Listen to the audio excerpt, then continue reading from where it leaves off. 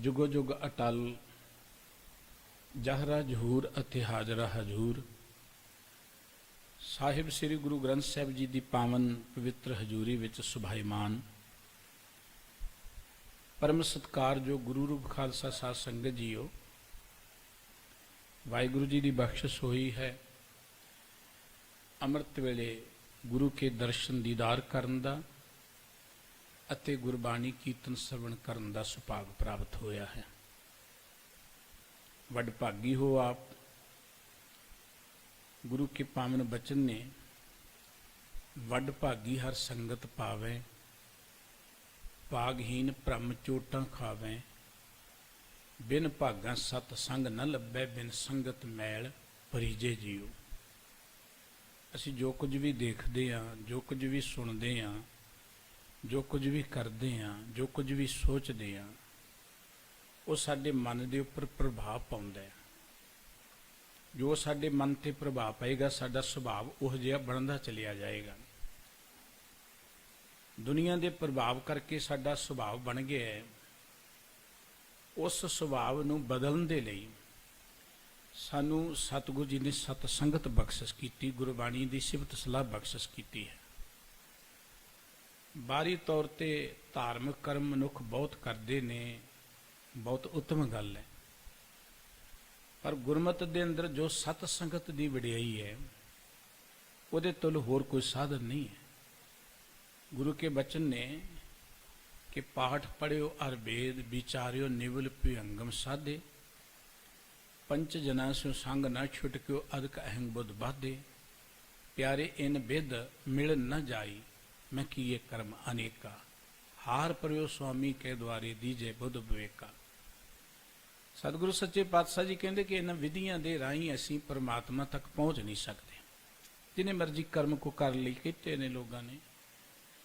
Eco एक साधन है कि वाहिगुरु सानू विवेक मत देवे, उच्ची सुची मत देवे। वो मत कित्थों मिलेगी? वो मत मिलेगी सतसंगत विचों आके। ਉਹਦੇ ਲਈ सतगुरु जी ने बचन कि हर कीरत साध संगत है, सिर कर मन के कर्म। सत संगत ते वाहिगुरु जी की कीर्ति सारे कर्मां तो उत्तम कर्म है। पर यह मिलती भागां वालियां नूं है। वाहिगुरु जी ने बख्शिश की है। जिथे अमृत वेले गुरु के दर्शन दीदार करदिआं हरजस श्रवण किया है, धन श्री गुरु ग्रंथ साहिब जी की पवित्र बाणी की विचार हर रोज़ आप जी श्रवण करते हो। उस दे नाल संबंधित सतगुरु जी के ये अमोल बचन सारंग राग विचों आप जी श्रवण कर रहे सी। गुरु अर्जन देव जी का यह मुखवाक है। सतगुरु जी इस मुखवाक के राही एक आम विषय विकारां च दुनियावी सुभाਅ च खचत मनुख की गल कर रहे हैं कि उसकी जिंदगी इवें ही बतीत हो जाती है। उन्होंने विकार, उन्होंने अवगण ही चंगे लगते हैं। गुरबाणी च अजिहे मनुख की तुलना सतगुरु जी ने गधे नाल खोते नाल कीती है। खोते ते चंदन का लेप लगा दिओ, पर खोते की तसल्ली मिट्टी च लेट के ही हुंदी है। कां नूं तुसीं जिन्नियां मर्जियां वधिया चीज़ां पा दिओ, कां की तसल्ली जिहड़ी वो गंदगी च मूँह मार के हुंदी है। होर बड़ियां उदाहरण सतगुरु जी ने दित्तियां ने। विकारी मनुख जिहड़ा है वो विकारां नाल इदां ही प्रीत करदा जिवें कां दी विष्ठा नाल प्रीत है, जिवें खोते दी मिट्टी दे लेटण दे नाल प्रीत है। विकारी मनुख भी दिन रात इदां ही अपनी जिंदगी बतीत कर दिंदा है। और गुरबाणी अंदर सतगुरु जी ने ये मनुख दे सुभाਅ नूं थां थां ते अंकित कीता है। बैर विरोध काम क्रोध मोह झूठ विकार लोभ मरोह तो याहू जुगत बिहाने कई जन। ये वैर विरोध काम क्रोध विकारां च बुराइयां च पै के मनुख की जिंदगी कई वेरां लंघ गई है, अकारत बीती जा रही है। सतगुरु जी ने वार वार प्रेरणा की है कि बिखे बन फीका त्याग री सखिए नाम हाँ रस पीओ। आई जिंदगी च इन्हां विषय विकारां नूं छड्ड के नाम रस नाल सांझ मनाइए। सतगुरु जी कहते कि साकत जां इवें कह लो विषय विकारां च खचत प्राणी सत संगत विच भी आ जाए ना, तो उत्थे जाके भी वो अवगुणा वाली नज़र रखेगा। उसकी नज़र जिहड़ी पवित्र नहीं होएगी। कां किते मान सरोवर ते चलिया जाए, बगला मान सरोवर ते चलिया जाए, उत्थे कोई मोती नहीं चुगेगा। उत्थे भी वो केवल डडियां मछियां तक ही सीमित रहेगा। ਚਿੱਚੜ ਹੁੰਦਾ ਹੈ ਇੱਕ, ਚਿੱਚੜ ਗਊ ਦੇ ਥਣਾਂ ਦੇ ਨਾਲ ਲੱਗਾ ਹੁੰਦਾ ਹੈ। ਵੱਛਾ ਤੇ ਦੁੱਧ ਪੀ ਜਾਂਦਾ ਹੈ, ਪਰ ਚਿੱਚੜ ਉੱਥੋਂ ਵੀ ਖੂਨ ਪੀਂਦਾ ਹੈ। ਇਵੇਂ ਵਿਕਾਰੀ ਬਿਰਤੀ ਵਾਲਾ ਮਨੁੱਖ ਚਿੱਚੜ ਵਾਂਗੂ, ਕਾਂ ਵਾਂਗੂ ਨਿਤ ਔਗਣਾਂ ਦੇ ਨਾਲ ਪ੍ਰੀਤ ਕਰਦਾ ਹੈ। ਧੰਨ ਗੁਰੂ ਅਰਜਨ ਦੇਵ ਜੀ ਮਹਾਰਾਜ ਉਸ ਦੇ ਸੁਭਾਅ ਨੂੰ ਦੱਸਦੇ ਆ ਕਿ ਉਹ ਕਿਵੇਂ ਸਾਰੀ ਜ਼ਿੰਦਗੀ ਆਪਣੀ ਬੁਰਾਈਆਂ 'ਚ, ਔਗਣਾਂ 'ਚ ਬਤੀਤ ਕਰਕੇ ਅਕਾਰਥ ਗਵਾ ਦਿੰਦਾ ਹੈ। ਇੱਥੇ ਬਸ ਨਹੀਂ ਹੈ, ਔਗਣ ਕਰਦੇ ਆ ਉਹ ਸਾਰੀ ਜ਼ਿੰਦਗੀ ਭਲੇ ਪੁਰਖਾਂ ਦੀ ਵਿਰੋਧਤਾ ਵਿੱਚ ਬਤੀਤ ਕਰ ਦਿੰਦਾ ਹੈ। ਹਮੇਸ਼ਾ ਆਪਾਂ ਸੰਸਾਰ ਦਾ ਇਤਿਹਾਸ ਪੜ੍ਹੀਏ ਕਿ ਜਿਹੜੇ ਆਪ ਔਗਣਾਂ 'ਚ, ਬੁਰਾਈਆਂ 'ਚ ਖਚਤ ਨੇ, ਉਹਨਾਂ ਨੇ ਸੱਚ ਦੀ ਹਮੇਸ਼ਾ ਵਿਰੋਧਤਾ ਕੀਤੀ। ਸੱਤ ਪੁਰਖਾਂ ਦੇ ਉੱਪਰ ਹਮੇਸ਼ਾ ਉਹਨਾਂ ਨੇ ਜ਼ੁਲਮ ਢਾਏ, ਪਰ ਸਤਿਗੁਰੂ ਜੀ ਕਹਿੰਦੇ ਆਖਰ ਜਿੱਤ ਸੱਚ ਦੀ ਹੁੰਦੀ ਹੈ। ਉਹ ਬੁਰਾਈ ਜਾਂ ਉਹ ਬੁਰੇ ਲੋਕ ਜਿਹੜੇ ਨੇ ਉਹ ਸੱਚ ਨੂੰ ਖਤਮ ਨਹੀਂ ਕਰ ਸਕਦੇ। ਜੋ ਬਚਨ ਸਤਿਗੁਰੂ ਸੱਚੇ ਪਾਤਸ਼ਾਹ ਜੀ ਨੇ ਬਖਸ਼ਿਸ਼ ਕੀਤੇ ਨੇ, ਆਓ ਆਪਾਂ ਮਿਲ ਕੇ ਗੁਰੂ ਕੇ ਇਹਨਾਂ ਪਾਵਨ ਪਵਿੱਤਰ ਬਚਨਾਂ ਦੀ ਵਿਚਾਰ ਸਾਂਝੀ ਕਰੀਏ। ਸਤਿਗੁਰੂ ਜੀ ਦੇ ਪਿਆਰ ਵਿੱਚ ਜੁੜਦਿਆਂ ਮਨ ਬਿਰਤੀਆਂ ਨੂੰ ਟਿਕਾਉਣ ਹਿੱਤ ਮੁੱਖ ਤੋਂ ਸਾਰੇ ਹੀ ਉਚਾਰਨ ਕਰੀਏ ਜੀ। ਸਤਨਾਮ ਵਾਹਿਗੁਰੂ ਸਾਹਿਬ ਜੀ, ਸਤਨਾਮ ਸ੍ਰੀ ਵਾਹਿਗੁਰੂ ਸਾਹਿਬ ਜੀ। ਸਾਰੰਗ ਮਹਿਲਾ ਪੰਜਵਾਂ।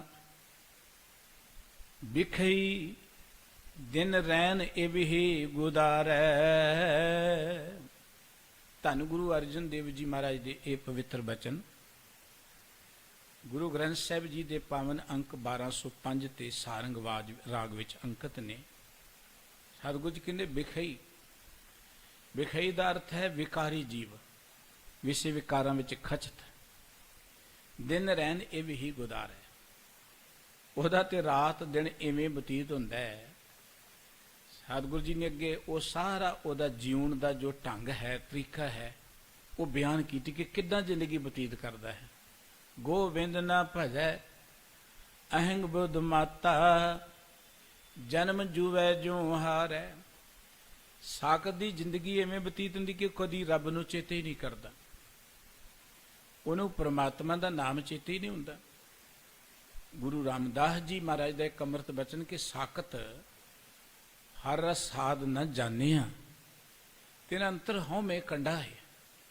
ਜਿਉਂ ਜਿਉਂ ਚਲੇ ਚੁਭੇ ਦੁਖ ਪਾਵੇਂ, ਜਮਕਾਲ ਸਹੈ ਸਿਰ ਡੰਡਾ ਹੈ। ਅਜਿਹੇ ਪ੍ਰਾਣੀ ਨੂੰ ਹਰੀ ਦੇ ਨਾਮ ਦਾ ਰਸ ਨਹੀਂ ਬਿਲਕੁਲ ਪਤਾ ਹੁੰਦਾ, ਕਿਉਂਕਿ ਉਹਦੇ ਅੰਦਰ ਹੰਕਾਰ ਹੈ। ਹੰਕਾਰ ਕਰਕੇ ਉਹ ਕੇਵਲ ਤਾਂ ਕੇਵਲ ਔਗਣਾਂ ਦੇ ਨਾਲ ਪਿਆਰ ਕਰਦਾ। ਉਹ ਅਹੰਕਾਰ ਦਾ ਕੰਡਾ ਉਹਦੇ ਅੰਦਰ ਚੁਭਦਾ ਰਹਿੰਦਾ। ਜਿਉਂ ਜਿਉਂ ਜ਼ਿੰਦਗੀ 'ਚ ਵਿਚਰਦਾ ਹੈ, ਤਿਉਂ ਤਿਉਂ ਖੰਡਾ ਚੁਭਦਾ ਹੈ। ਸਤਿਗੁਰੂ ਜੀ ਕਹਿੰਦੇ ਗੋਬਿੰਦ ਨਾ ਭਜੈ। ਗੁਰੂ ਗ੍ਰੰਥ ਸਾਹਿਬ ਜੀ ਦੇ ਬਚਨ ਕਿ ਸਾਕਤ ਕੀ ਅਵਰਦਾ ਜਾਏ ਬਿਰਥਾਰੇ। ਅਵਰਦਾ ਕਹਿੰਦੇ ਉਮਰ ਨੂੰ, ਸਾਕਤ ਮਨੁੱਖ ਦੀ ਸਾਰੀ ਜ਼ਿੰਦਗੀ ਬਿਰਥਾ ਚਲੀ ਜਾਂਦੀ ਹੈ, ਆਕਾਰ ਚਲੀ ਜਾਂਦੀ ਹੈ। ਗੋਬਿੰਦ ਨਾ ਭਜੈ ਅਹੰਗ ਬੁੱਧ ਮਾਤਾ। ਅਹੰਗ ਬੁੱਧ ਦਾ ਅਰਥ ਹੰਕਾਰ ਵਾਲੀ ਮੱਤ। ਅਜਿਹਾ ਵਿਕਾਰੀ ਜੀਵ ਜਿਹੜਾ ਹੈ ਉਹਦੇ ਅੰਦਰ ਅਹੰਕਾਰ ਹੁੰਦਾ ਹੈ। ਅਹੰਕਾਰ ਕਰਕੇ ਉਹ ਕਦੀ ਪ੍ਰਮਾਤਮਾ ਨੂੰ ਚੇਤੇ ਹੀ ਨਹੀਂ ਕਰਦਾ, ਪ੍ਰਮਾਤਮਾ ਦੇ ਪਿਆਰ ਜੁੜਦਾ ਹੀ ਨਹੀਂ ਹੈ। ਮਤ ਬਿਨਾ ਮਸਤ, ਜਨਮ ਜੂਵੈ ਜਿਉ ਹਾਰ ਹੈ। ਜਿਵੇਂ ਇੱਕ ਜੁਆਰੀ ਜੂਏ ਵਿੱਚ ਆਪਣਾ ਧਨ ਲੁਟਾ ਦਿੰਦਾ ਹੈ, ਗਵਾ ਦਿੰਦਾ ਹੈ, ਹਾਰ ਜਾਂਦਾ ਹੈ, ਤਿਵੇਂ ਇੱਕ ਵਿਕਾਰੀ ਬੰਦਾ ਜਿਹੜਾ ਹੈ ਉਹ ਕੇਵਲ ਵਿਕਾਰਾਂ ਦੀ ਖਾਤਰ ਆਪਣੀ ਜ਼ਿੰਦਗੀ ਜਿਹੜੀ ਅਮੋਲਕ ਹੈ ਇਹਨੂੰ ਜੂਏ ਬਦਲੇ, ਜੂਏ ਵਿੱਚ ਹਾਰ ਜਾਂਦਾ ਹੈ। ਜਿਵੇਂ ਜੂਏ 'ਚ ਜੁਆਰੀ ਨਹੀਂ ਧਨ ਹਾਰ ਜਾਂਦਾ, ਇਵੇਂ ਵਿਕਾਰੀ ਬੰਦਾ ਆਪਣੀ ਜ਼ਿੰਦਗੀ ਦੀ ਬਾਜੀ ਹਾਰ ਜਾਂਦਾ ਹੈ, ਕਿਉਂਕਿ ਸਿਰਫ ਉਹਦੇ ਅੰਦਰ ਹੰਕਾਰ ਹੈ। ਜਿੱਥੇ ਹੰਕਾਰ ਹੋਏਗਾ ਨਾ ਉੱਥੇ ਸਾਰੀਆਂ ਬੁਰਾਈਆਂ ਆਪੇ ਹੀ ਆ ਜਾਂਦੀਆਂ ਨੇ। ਹੰਕਾਰ ਹੋਏਗਾ ਉੱਥੇ ਕ੍ਰੋਧ ਆਏਗਾ, ਹੰਕਾਰ ਆਵੇਗਾ ਉੱਥੇ ਲੋਭ ਆਏਗਾ, ਉੱਥੇ ਕਾਮ ਆਏਗਾ, ਸਾਰੀਆਂ ਬੁਰਾਈਆਂ ਉੱਥੇ ਭਾਰੂ ਹੋ ਜਾਣਗੀਆਂ। ਮਨੁੱਖ ਦੇ ਅੰਦਰ ਪ੍ਰਮਾਤਮਾ ਨੇ ਅੰਮ੍ਰਿਤ ਦਾ ਖਜ਼ਾਨਾ ਰੱਖਿਆ, ਪਰ ਕਿਉਂਕਿ ਅੰਦਰ ਚੋਰ ਵੀ ਬੈਠੇ ਨੇ, ਇਹਨੂੰ ਉਸ ਅੰਮ੍ਰਿਤ ਵਾਲੇ ਖਜ਼ਾਨੇ ਦੀ ਸੋਝੀ ਕੋਈ ਨਹੀਂ। ਇਹ ਸੱਚ ਦੇ ਨਾਲ ਪਿਆਰ ਕਦੀ ਨਹੀਂ ਕਰਦਾ। ਸੰਗ ਸਹਾਈ ਸੋ ਆਵੇ ਨਾ ਚੀਰ, ਜੋ ਬਹਿ ਰਾਹੀ ਤਾਂ ਸਿਉ ਪ੍ਰੀਤ। ਬਲੂਆ ਕੇ ਗ੍ਰਿਹ ਭੀਤਰ ਬਸੇ, ਆਨੰਦ ਕੇਲ ਮਾਇਆ ਰੰਗ ਰਸੇ। ਦ੍ਰਿੜ ਕਰ ਮਾਨੇ ਮਨਹਿ ਪ੍ਰਤੀਤ, ਕਾਲ ਨਾ ਆਵੇ ਮੂੜੇ ਚੀਤ। ਜਿਹੜੀ ਚੀਜ਼ ਨੂੰ ਇਹਨੇ ਛੱਡ ਜਾਣਾ ਨਾ ਉਹਦੇ ਨਾਲ ਇਹਦਾ ਪਿਆਰ ਹੁੰਦਾ। ਜਿਹੜੀ ਚੀਜ਼ ਨੇ ਨਾਲ ਨਿਭਣਾ ਉਹਦਾ ਇਹਨੂੰ ਚੇਤਾ ਹੀ ਨਹੀਂ ਹੁੰਦਾ। ਮਨੁੱਖ ਸਾਰੀ ਜ਼ਿੰਦਗੀ ਦੁਨੀਆ ਦੇ ਨਾਲ ਜੁੜਿਆ ਰਹਿੰਦਾ ਹੈ, ਸੰਸਾਰ ਦੀ ਧਨ ਦੌਲਤ ਦੀ ਖਾਤਰ ਬੜੀ ਦੌੜ ਭੱਜ ਕਰਦਾ ਹੈ, ਪਰ ਇਹਦੇ ਚੋਂ ਕੋਈ ਚੀਜ਼ ਵੀ ਮਨੁੱਖ ਦੀ ਸਾਥੀ ਨਹੀਂ ਬਣਦੀ। ਇਸ ਮਨੁੱਖ ਨੂੰ ਕਾਲ ਨਾ ਆਵੇ ਮੂਹਰੇ ਚੀਤ। ਕਾਲ ਦਾ ਅਰਥ ਹੈ ਮੌਤ ਚੇਤੇ ਨਹੀਂ। ਵੈਰੀਆਂ ਦੇ ਨਾਲ ਪਿਆਰ ਹੁੰਦਾ ਹੈ ਔਰ ਸੱਜਣਾਂ ਦੇ ਨਾਲ ਇਹ ਦੁਸ਼ਮਣਤਾਈ ਪਾਈ ਰੱਖਦਾ ਹੈ, ਹਮੇਸ਼ਾ ਵਿਰੋਧਤਾ ਰੱਖਦਾ ਹੈ।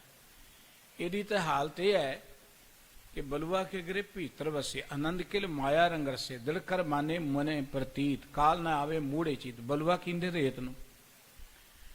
कोई बंदा रेत दे घर च बैठ के ना बड़ा मस्त होके सौ जाए, रेत दे घर नूं प्यार करी जाए। हुण रेत दा घर तां कदी भी ढह ढेरी हो जाएगा। मनुख दी हालत भी यही है कि उन्हां चीज़ां नूं प्यार करदे जिहड़ियां रेत वर्गियां ने, नासवंत ने। सतगुरु साहब जी कहते ये सारी जिंदगी अहंकार च मस्तिया होया परमात्मा नूं कदी चेते नहीं करता, ते इस तरीके नाल इहदी जिंदगी जिहड़ी है अकारथ ही चली जाती है। जिवें सतगुरु जी ने कहा सी, हीरे जैसा जन्म है कौडी बदलै जाए। हीरे वर्गा जन्म कौडियां दे पा चलिया जाता है।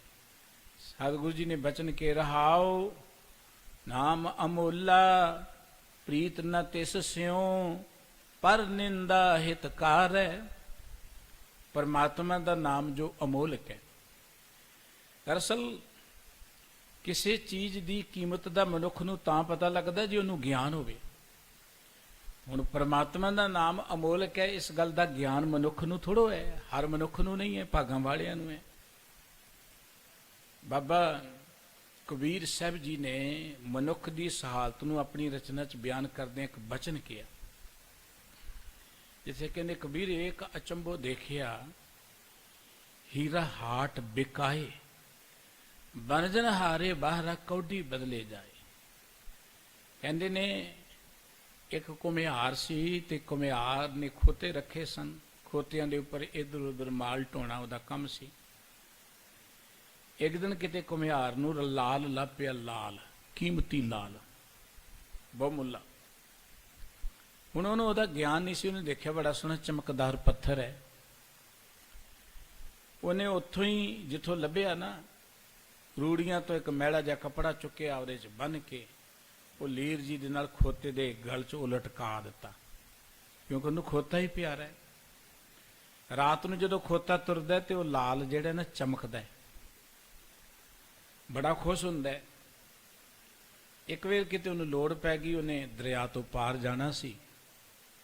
मलाह नूं कहण लगा किराया पूरा नहीं है, पार भी जरूरी जाना है, मैनू ते मेरे खोते नूं पार करा दे। मेरे को एक बड़ा वधिया पत्थर है, चमकदा है, रात नूं ये रोशनी करदा है, लै ला तैनूं रात नूं दीवा नहीं बालना पएगा। वो मलाह ने लै लिया, कीमत दा उहनूं भी पता नहीं सी।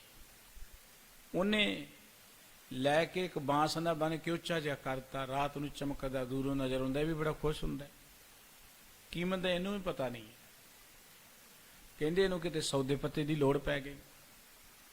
ये दुकान ते गया, बाणीए नूं कहण लगा कि आ पत्थर लैके इहदे बदले कुछ दे दे, देख चमकदा है, रात नूं लाइट करेगा, तैनूं दीवा नहीं बालना पएगा। बाणीए ने भी पत्थर लै लिया, कीमत दा उहनूं पता नहीं, उहने लैके सौंफ दे कुझे च रख लिया। एक दिन एक गरीब घर की बच्ची आई, उन्हें वो चमकदा पत्थर देखा, कहने लगी लाला माँ ने तो कुछ सौदा ही लैन लिए भेजे है, चल कोई नहीं, दो चार वारी झिड़क लेगी, होर दाने लैके मैं सौदा ले लवांगी, पर मैनू वो पत्थर दे दे। वो लाले ने सोचा पत्थर ते पत्थर ही इन्हें किहड़ा वधना है, दाने आउणगे, वेचांगे, सौदा लियावांगे, चार पैसे वधणगे। बाणियां बिरते सी, उन्हें भी दे दिता। ते बाबा कबीर साहब जी वर्गे दरवेश की नज़र उहदे ते पै गई। मनुखा जिंदगी की गल, जिवें मनुख अपनी जिंदगी की बाजी हार रहा है, जिवें मनुख परमात्मा नालों टुटे है। बाबा कबीर साहब जी ने एक बचन किया, कबीर एक अचंभो देखिया हीरा हाट बिकाए। कहते बड़ी एक अचंभे की गल देखी, हीरा हट्टियां ते वेख रहे है, हट्टियां ते हीरा तो जौहरी कोल हुंदा है, दुकानां ते नहीं विकदा, पर कहंदे बनजण हारे बाहरा कौडी बदले जाए। ਇੱਕ ਪਾਰਖੂ ਤੋਂ ਬਿਨਾਂ, ਜੌਹਰੀ ਤੋਂ ਬਿਨਾਂ ਇਹ ਹੀਰਾ ਕੌਡੀਆਂ ਦੇ ਭਾਵ ਵਿਕ ਗਿਆ। ਮਨੁੱਖਾ ਜ਼ਿੰਦਗੀ ਵੀ ਹੀਰਾ ਹੈ, ਵਾਹਿਗੁਰੂ ਜੀ ਦਾ ਨਾਮ ਵੀ ਅਮੋਲ ਹੈ। ਗੁਰਬਾਣੀ ਇਹ ਗੱਲ ਕਹਿੰਦੀ ਹੈ ਕਿ ਜਿੱਥੇ ਜ਼ਿੰਦਗੀ ਅਮੋਲਕ ਹੈ, ਵਾਹਿਗੁਰੂ ਜੀ ਦਾ ਨਾਮ ਵੀ ਅਮੋਲਕ ਹੈ। ਸਾਈਂ ਨਾਮ ਅਮੋਲ ਕੀਮ ਨਾ ਕੋਈ ਜਾਣ ਦੋ। ਕੋਈ ਪ੍ਰਮਾਤਮਾ ਦੇ ਨਾਮ ਦੀ ਕੀਮਤ ਨਹੀਂ ਪਾ ਸਕਦਾ। ਜਿੱਥੇ ਜ਼ਿੰਦਗੀ ਦੀ ਕੀਮਤ ਨਹੀਂ, ਪ੍ਰਮਾਤਮਾ ਦੇ ਨਾਮ ਦੀ ਕੀਮਤ ਨਹੀਂ ਹੈ। ਪਰ ਮਨੁੱਖ ਦਾ ਪ੍ਰਮਾਤਮਾ ਨਾਲ ਪਿਆਰ ਨਹੀਂ ਹੈ। ਭਾਗਾਂ ਵਾਲਾ ਕੋਈ ਪ੍ਰਾਣੀ ਹੈ, ਉਹਨੂੰ ਨਮਸਕਾਰ ਹੈ, ਜਿਹਦੀ ਪ੍ਰਮਾਤਮਾ ਦੇ ਨਾਮ ਨਾਲ ਪ੍ਰੀਤ ਹੈ, ਜਿਹਦੇ ਮਨ ਦੀ ਅਵਸਥਾ ਬਣ ਗਈ, ਜਿਹੜਾ ਕਹਿੰਦਾ ਆਖਾਂ ਜੀਵਾਂ ਵਿਸਰੈ ਮਰ ਜਾਊਂ। ਨਹੀਂ ਤੇ ਮਨੁੱਖ ਦਾ ਇੱਕ ਸੁਭਾਅ ਦੁਨਿਆਵੀ ਤੌਰ ਤੇ ਇਹੋ ਜਿਹਾ ਬਣ ਗਿਆ ਕਿ ਨਾਮ ਅਮੋਲਾ ਪ੍ਰੀਤ ਨ ਤੇਸਿਓ। ਵਾਹਿਗੁਰੂ ਜੀ ਦਾ ਨਾਮ ਜੋ ਅਮੋਲਕ ਹੈ, ਉਹਦੇ ਨਾਲ ਇਹਦਾ ਸੁਭਾਅ ਪਿਆਰ ਹੀ ਨਹੀਂ ਹੈ। ਇਹਦੀ ਜ਼ਿੰਦਗੀ ਐਵੇਂ ਬਤੀਤ ਹੋ ਰਹੀ ਹੈ। ਇਹਦਾ ਪਿਆਰ ਕਿਹਦੇ ਨਾਲ ਹੈ? ਪਰ ਨਿੰਦਾ ਹਿਤਕਾਰ ਹੈ। ਦੂਜਿਆਂ ਦੀ ਨਿੰਦਾ ਕਰਨਾ ਬੜੇ ਚਾਅ ਨਾਲ ਕਰਦਾ ਹੈ। ਜਿੰਨੇ ਚਾਅ ਨਾਲ ਸਾਡਾ ਮਨ ਦੂਜਿਆਂ ਦੀ ਨਿੰਦਿਆ ਸੁਣਦਾ ਹੈ, ਉਹਨੇ ਚਾਅ ਨਾਲ ਕਿਤੇ ਵਾਹਿਗੁਰੂ ਜੀ ਦੀ ਸਿਫਤ ਸਲਾਹ ਨਾਲ ਜੁੜਦਾ ਹੈ। ਉਹਨੇ ਚਾਅ ਨਾਲ ਕਿਤੇ ਗੁਰੂ ਕੀ ਬਾਣੀ ਸਰਵਣ ਕਰ ਲੈ, ਸਾਡੇ ਭਾਗ ਹੀ ਜਾਗ ਪੈਣਗੇ। ਪਰ ਕਿਉਂਕਿ ਮਨੁੱਖ ਦਾ ਸੁਭਾਅ ਹੀ ਇਹੋ ਜਿਹਾ ਹੈ, ਜਿਵੇਂ ਕਾਂ ਨੂੰ ਗੰਦਗੀ ਚੰਗੀ ਲੱਗਦੀ ਹੈ, ਕਾਂ ਦਾ ਸੁਭਾਅ ਹੈ। ਜਿਵੇਂ ਬਗਲੇ ਨੂੰ ਡੱਡੀਆਂ ਮੱਛੀਆਂ ਚੰਗੀਆਂ ਲੱਗਦੀਆਂ, ਉਹਦਾ ਸੁਭਾਅ ਹੈ। ਗੁਰਬਾਣੀ ਵਿੱਚ ਸਤਿਗੁਰੂ ਜੀ ਨੇ ਜਦੋਂ ਕਾਂ ਦੀ ਗੱਲ ਕੀਤੀ, ਬਗਲੇ ਦੀ ਗੱਲ ਕੀਤੀ, ਉਹਦਾ ਅਰਥ ਹੀ ਮਨੁੱਖ ਦੇ ਸੁਭਾਅ ਦਾ ਵਰਣਨ ਕਰਨਾ ਹੈ। ਕਾਂ ਵਰਗਾ ਸੁਭਾਅ, ਬਗਲੇ ਵਰਗਾ ਸੁਭਾਅ ਮਨੁੱਖ ਦਾ। ਮਨੁੱਖ ਭਾਵੇਂ ਦੇਖਣ ਨੂੰ ਬਾਹਰੋਂ ਮਨੁੱਖ ਹੈ, ਪਰ ਅੰਦਰੋਂ ਕਈ ਤਰ੍ਹਾਂ ਦੀ ਬਿਰਤੀ ਹੈ, ਵੱਖਰੀ ਵੱਖਰੀ ਹਰ ਪ੍ਰਾਣੀ ਦੀ। ਸਤਿਗੁਰੂ ਜੀ ਕਹਿੰਦੇ ਇਸ ਮਨੁੱਖ ਦਾ ਸੁਭਾਅ ਕਾਂ ਵਰਗਾ ਹੈ। ਜਿਵੇਂ ਕਾਂ ਗੰਦਗੀ ਨਾਲ ਹੀ ਪਿਆਰ ਕਰਦਾ ਹੈ ਨਾ, ਮਨੁੱਖ ਨਿੰਦਿਆ ਦੇ ਨਾਲ ਹੀ ਪਿਆਰ ਕਰਦਾ ਹੈ। ਨਿੰਦਾ ਸੁਣ ਕੇ ਬੜਾ ਪ੍ਰਸੰਨ ਹੁੰਦਾ ਹੈ, ਆਪਣੀ ਉਸਤਤ ਸੁਣ ਕੇ ਬੜਾ ਪ੍ਰਸੰਨ ਹੁੰਦਾ ਹੈ, ਦੂਜਿਆਂ ਦੀ ਨਿੰਦਾ ਕਰਕੇ ਬੜਾ ਪ੍ਰਸੰਨ ਹੁੰਦਾ ਹੈ। ਸਤਿਗੁਰੂ ਜੀ ਕਹਿੰਦੇ ਇਹਦੀ ਨਾਮ ਨਾਲ ਪ੍ਰੀਤ ਨਹੀਂ ਹੈ।